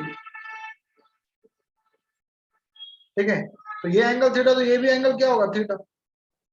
तो अगर ये मेरा वेट है mg, ठीक है, तो यहाँ पर क्या होगा, ये मेरा जो फोर्स है ये होगा मेरा mg cos थीटा, जिसके साथ एंगल बनता है वो क्या आएगा, mg cos थीटा, और ये जो कंपोनेंट है मेरा ये क्या होगा, mg sin। सर ये थीटा वाला पॉइंट रिपीट कीजिएगा। थीटा मतलब क्या, अगर आपका एंगल ऑफ इंक्लिनेशन पर है, जैसे यहाँ पर है एक हॉरिजॉन्टल सरफेस पर है, तो सिंपली आपका नॉर्मल एक्शन क्या होगा, perpendicular and in upward direction. पर अगर ऐसा है तो वेट अभी भी आपका वर्टिकली डाउनवर्ड है, पर अगर ये एंगल थीटा, तो यहाँ पर एक आपको लाइन ड्रॉ करना पड़ेगा mg cos थीटा। तो यहाँ पे नॉर्मल रिएक्शन कहां पर लगेगा, तो नॉर्मल रिएक्शन लगेगा ये, ठीक है। अभी भी नॉर्मल रिएक्शन क्या आपका, perpendicular to the surface and in upward direction, and in upward direction. तो यहाँ पर mg cos थीटा को बैलेंस करेगा ये। यहाँ पर नॉर्मल रिएक्शन क्या है आपका, mg को बैलेंस कर रहा है, पर यहाँ पे normal reaction mg cos theta को बैलेंस करेगा।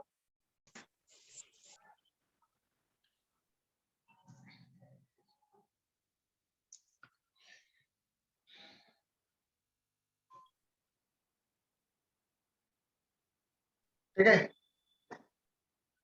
अब देखिए यहाँ पर,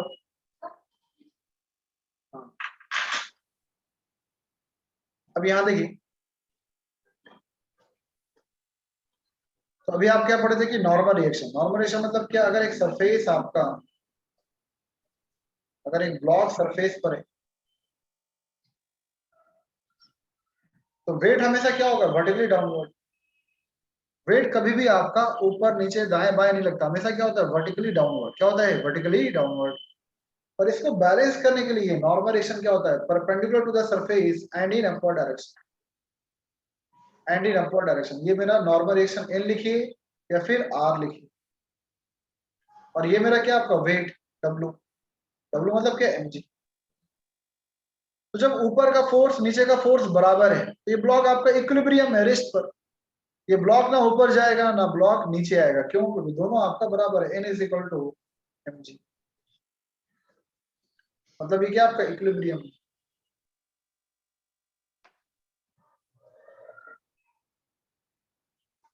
क्या ये इक्विलिब्रियम है।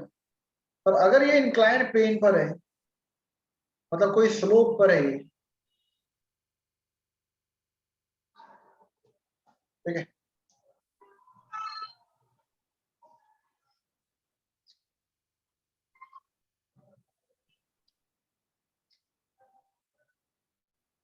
और अगर आपका एंगल क्या आपका थीटा, एंगल क्या आपका थीटा,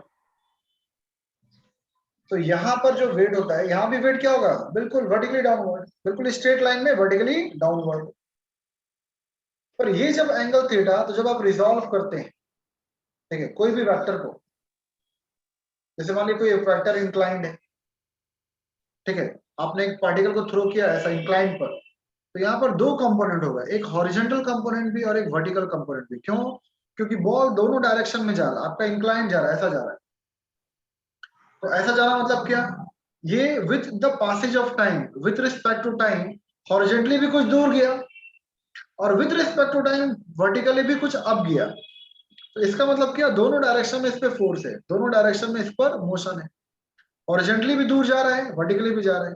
तो हॉरिजॉन्टल भी डिस्प्लेस कराने के लिए कुछ ना कुछ फोर्स लगता होगा, और वर्टिकल डायरेक्शन में ऊपर ले जाने के लिए भी आपका हर समय फोर्स एक्ट होता होगा। ठीक है, समझ में आ रहा है।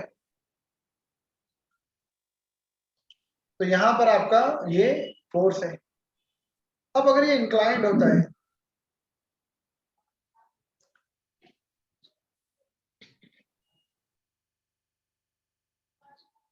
तो आपको पता है क्या, यहाँ पे हॉरिजॉन्टल कंपोनेंट क्या आएगा, एफ कॉस थीटा, और इसका वर्टिकल कंपोनेंट क्या होता है, एफ साइन थीटा।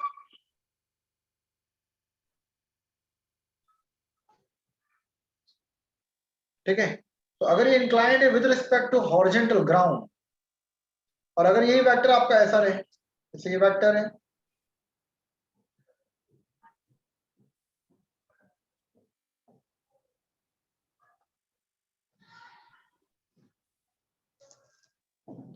और इंक्लाइंड यहां से हो,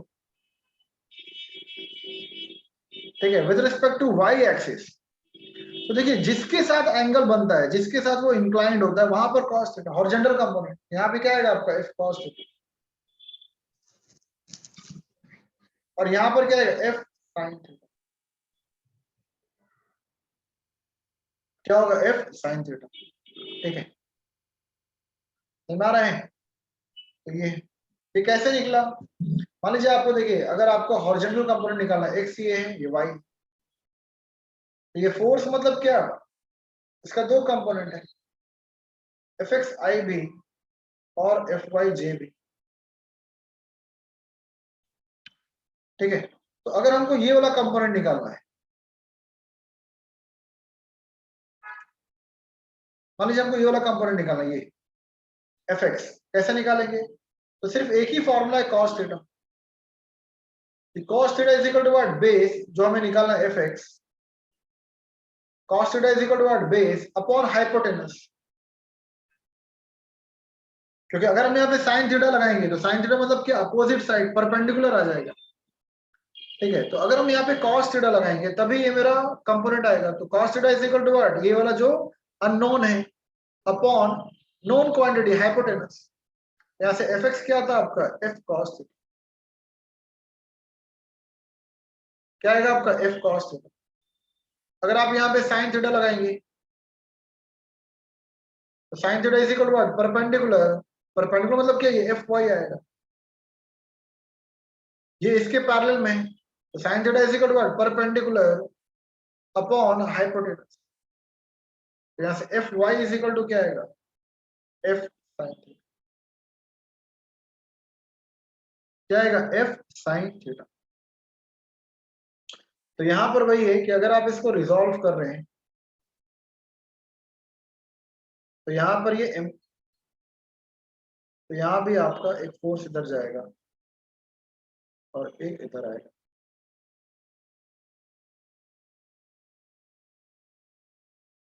ठीक है, तो अगर ये आपका mg है और ये आपका एंगल थीटा, तो यहाँ पर mg cos थीटा और यहाँ पर mg sin।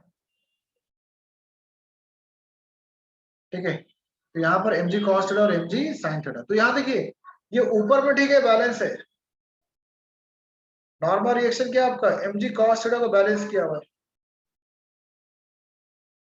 तो आप इसको बोलते हैं वर्टिकल इक्विलिब्रियम।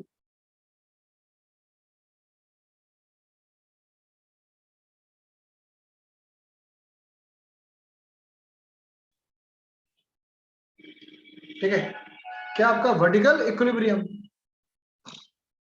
वर्टिकल डायरेक्शन में इक्विलिब्रियम में, मतलब जो ऊपर का फोर्स है एन और नीचे का वेट का एक कंपोनेंट है mg cos थीटा, दोनों बैलेंस है ना। ब्लॉक ऊपर जा रहा है, जैसे आप गाड़ी चला रहे हैं ब्रिज पर, आप कार चला रहे हैं ब्रिज पर, तो आपका कार ऊपर नहीं उठ रहा है और ना ही ब्रिज को तोड़ के नीचे गिर रहा है। क्यों? क्योंकि वर्टिकल डायरेक्शन में बैलेंस है, वो ऑन द सरफेस चलेगा। क्यों? क्योंकि आपका n is equal to mg cos theta है। ठीक है, जहां भी आपका अपवर्ड फोर्स और ये जो नीचे का mg cos theta downward force बराबर है, तो वहां ब्लॉक ना ऊपर जाएगा ना ब्लॉक नीचे आएगा, मतलब क्या, इक्विलिब्रियम में, वर्टिकल इक्विलिब्रियम में। हाँ, पर यहाँ पर mg sin थीटा है तो ये ब्लॉक को क्या लाएगा, नीचे लाएगा। तो अगर ये फ्रिक्शन लेस सरफेस है, अगर सरफेस में कोई भी फ्रिक्शन नहीं है तो वहां पर बॉडी आपका डाउनवर्ड मूव करेगा। हाँ, और अगर फ्रिक्शन है तो ये मोशन को अपोज करेगा। तो अभी फ्रिक्शन अभी हम लोग नहीं पढ़ रहे हैं, फ्रिक्शन अभी बाद में पढ़ाएंगे, पर अभी आपको समझना सिर्फ वर्ड इक्विलिब्रियम का मतलब क्या होता है। ठीक है, तो ये था आपका नॉर्मल रिएक्शन। क्या होता है नॉर्मल रिएक्शन। उस तरह था आपका टेंशन। क्या था आपका टेंशन? तो टेंशन क्या होता है? ये भी एक बैलेंसिंग फोर्स। ठीक है, tension is also a type of balancing. Tension is also a type of balancing force which always acts away from the mass of body and towards point of suspension. Towards point of suspension. ये direction आपको पता होना चाहिए। ठीक है,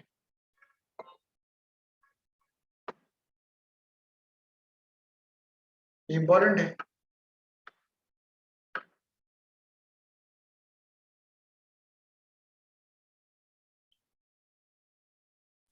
sir आज class कितने बजे तक है? बस 2 मिनट और चलेगा, फिर केमिस्ट्री क्लास होगा आपका 7 बजे से।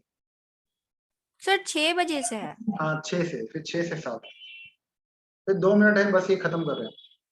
तो टेंशन क्या होता है? Tension is what also a type of balancing force which always act away from the mass of the body and towards the point of suspension. यहाँ देखिए बहुत ध्यान से, क्योंकि इसका पूरा कल यूज करेंगे और हम लोग आपको कल पढ़ाएंगे पुली के जितने भी केसेस हैं, बहुत इंपॉर्टेंट केसेस हैं सारे।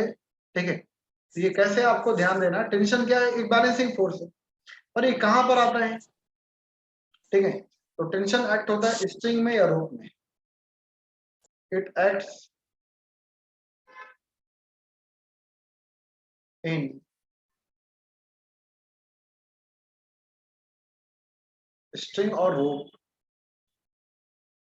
जहां भी धागा है, जहां भी रस्सी है, वहां पर आता है। मान लीजिए आपने एक धागे को हैंग किया, लटकाया है,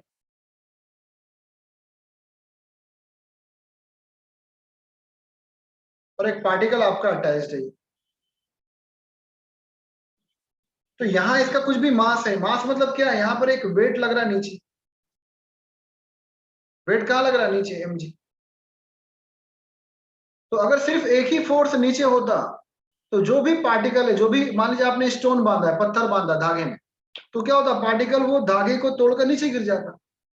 पर इसको बैलेंस करने के लिए धागे में या रोप में एक बैलेंसिंग फोर्स आता, जिसे हम लोग बोलते हैं टेंशन। तो हमेशा याद रखना टी का डायरेक्शन क्या होगा, अवे फ्रॉम द मास, मास से दूर, और कहा, towards the point of suspension, towards the point of suspension, जहां से वो हिंग्ड है, जहां से वो हैंग है, जहां से वो पाइवोटेड है, लटका हुआ है, टंगा हुआ है, उधर भी होगा, और away from the mass of body होगा। अभी आपको बस ये दो चीज याद रखना है, ठीक है। तो कल आपको बहुत सारा केसेस पढ़ाएंगे हम टेंशन का, तो उसमें आपको ये पूरा रिवीजन कर आना, ठीक है।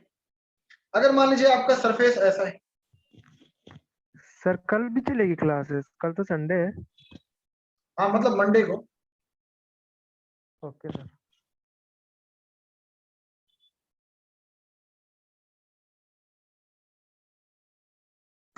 सर 4 o'clock ही होएगी क्या क्लास? जी।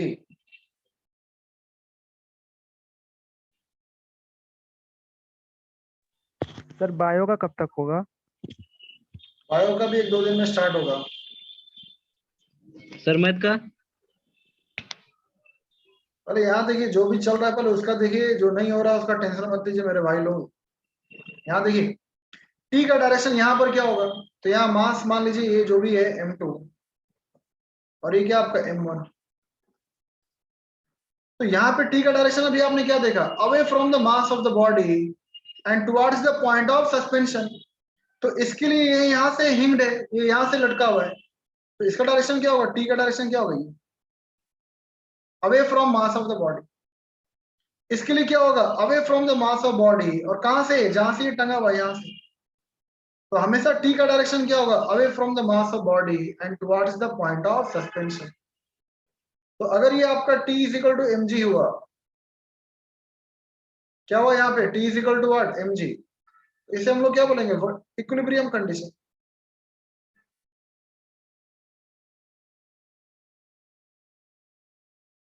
क्या बोलेंगे, इक्विलिब्रियम कंडीशन,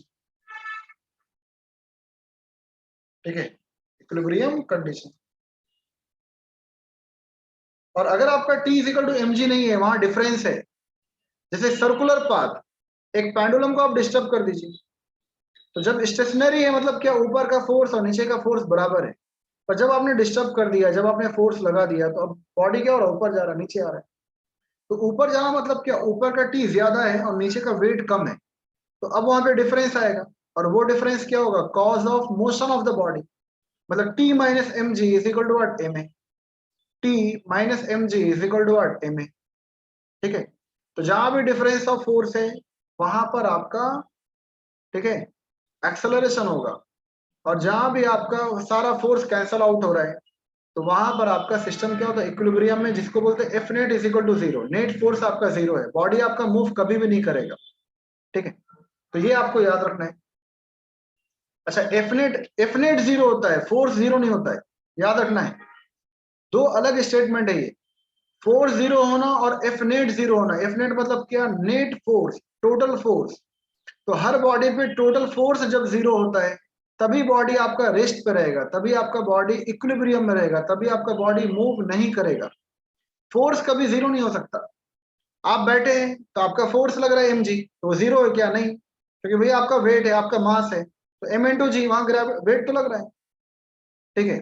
तो एक बॉडी पर मल्टीपल फोर्स लगते हैं, हाँ नेट फोर्स 0 हो सकता है, ठीक है। जैसे यहाँ पे दो इंडिविजुअल फोर्स एक्ट हो रहा है, एक टेंशन भी ऊपर और यहाँ वेट भी नीचे, पर बावजूद इसके बॉडी मूव नहीं कर रहा, मतलब यहाँ पे एफ नेट 0 है। क्या 0 है, F net, the total force 0। तो F is equal to m into a, तो मास 0 तो हो नहीं सकता, तो यहाँ पे क्या आएगा, एफ नेट 0 मतलब क्या, ए इज इक्वल टू 0। उस तरह यहाँ भी ऊपर का फोर्स नॉर्मल रिएक्शन है और यहाँ नीचे वेट है, यहाँ दो फोर्स एक्ट हो रहा है, पर अगर बॉडी मूव नहीं कर रहा है, इसका मतलब क्या, यहाँ पे एफ नेट 0। जैसे एक छोटा एग्जांपल देखिए, लास्ट एग्जांपल, फिर क्लास खत्म करते हैं। मान लीजिए आपका ये स्क्वायर है और यहाँ पे 4 आपका चार्जेस रखा हुआ है,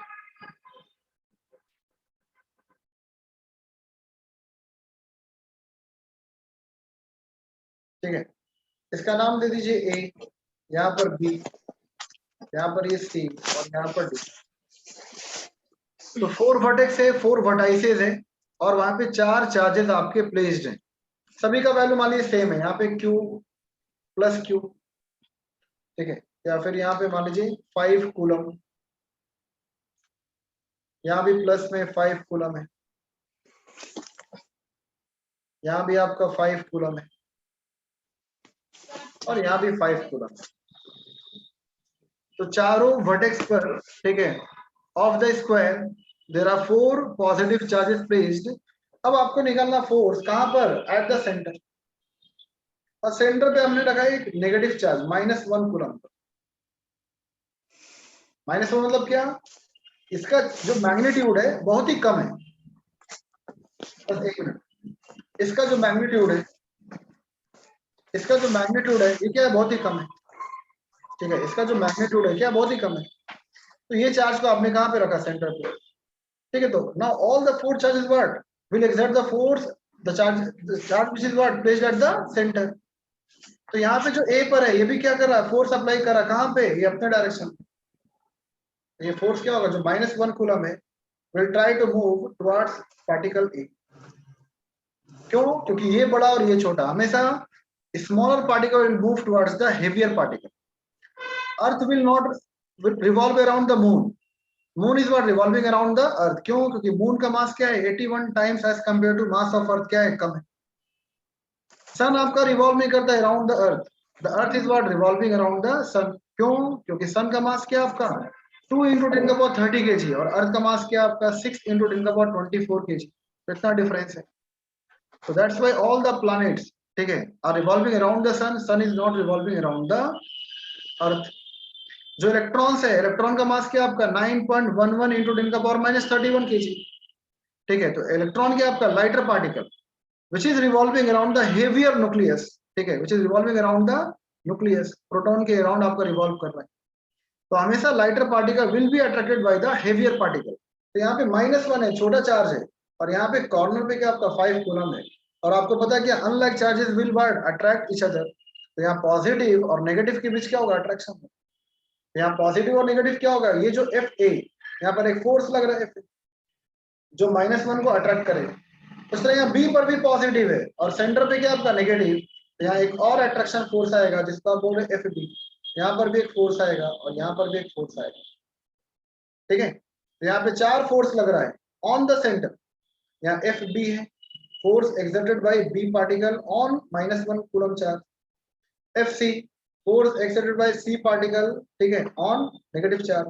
और यहाँ पर आपका FD। अब देखिए अगर ये स्क्वायर है तो सेंटर से लेकर आपका कॉर्नर का डिस्टेंस आपको पता है A/√2 होता। ये जो डिस्टेंस होगा AO, ये आपका BO, C से लेकर O और D से लेकर O, डिस्टेंस क्या होता है A/√2, ठीक है।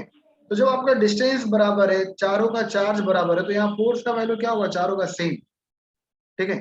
तो ये इसको इक्वल फोर्स से अट्रैक्ट कर रहे हैं, ये भी। तो यहाँ पे क्या होगा, both the forces will cancel out each other. ये इसको कैंसिल किया, ये इसको कैंसिल किया।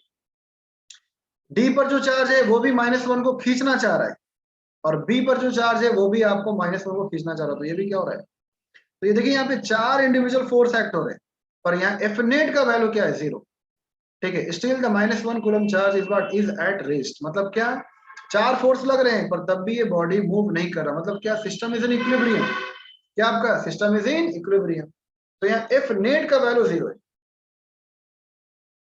F नेट का वैल्यू 0 मतलब क्या, बॉडी आपका मूव नहीं करेगा, तो बॉडी विल नॉट एक्सेलरेट। तो याद रखना है कि इंडिविजुअल फोर्स कभी भी 0 नहीं होता। आप बैठे हैं, आप सोए हैं, आपका मास है, तो मास मतलब क्या, वहां पर वेट एक्ट हो रहा है, कहां पर, वर्टिकली डाउनवर्ड। तो अगर सिर्फ आपका वेट होता, फोर्स होता, तो आप बेंच को तोड़कर, चेयर को तोड़कर, अपने बेड को तोड़कर नीचे गिरते। तो नीचे गिर रहे हैं क्या आप, नहीं। तो that is balanced by normal reaction. तो वहां पर इंडिविजुअल फोर्स लग रहा है, नॉर्मल रिएक्शन है, वेट है। पर जब आपका फोर्स बराबर होगा, upward force is equal to downward, leftward is equal to rightward, तो बॉडी आपका मूव नहीं करेगा, जिसे हम लोग क्या बोलते हैं, equilibrium condition. The net force acting on the body is what, 0, ठीक है। तो आज के लिए इतना ही रखिए, कल आपका आगे कहानी बढ़ेगा। शुक्रिया।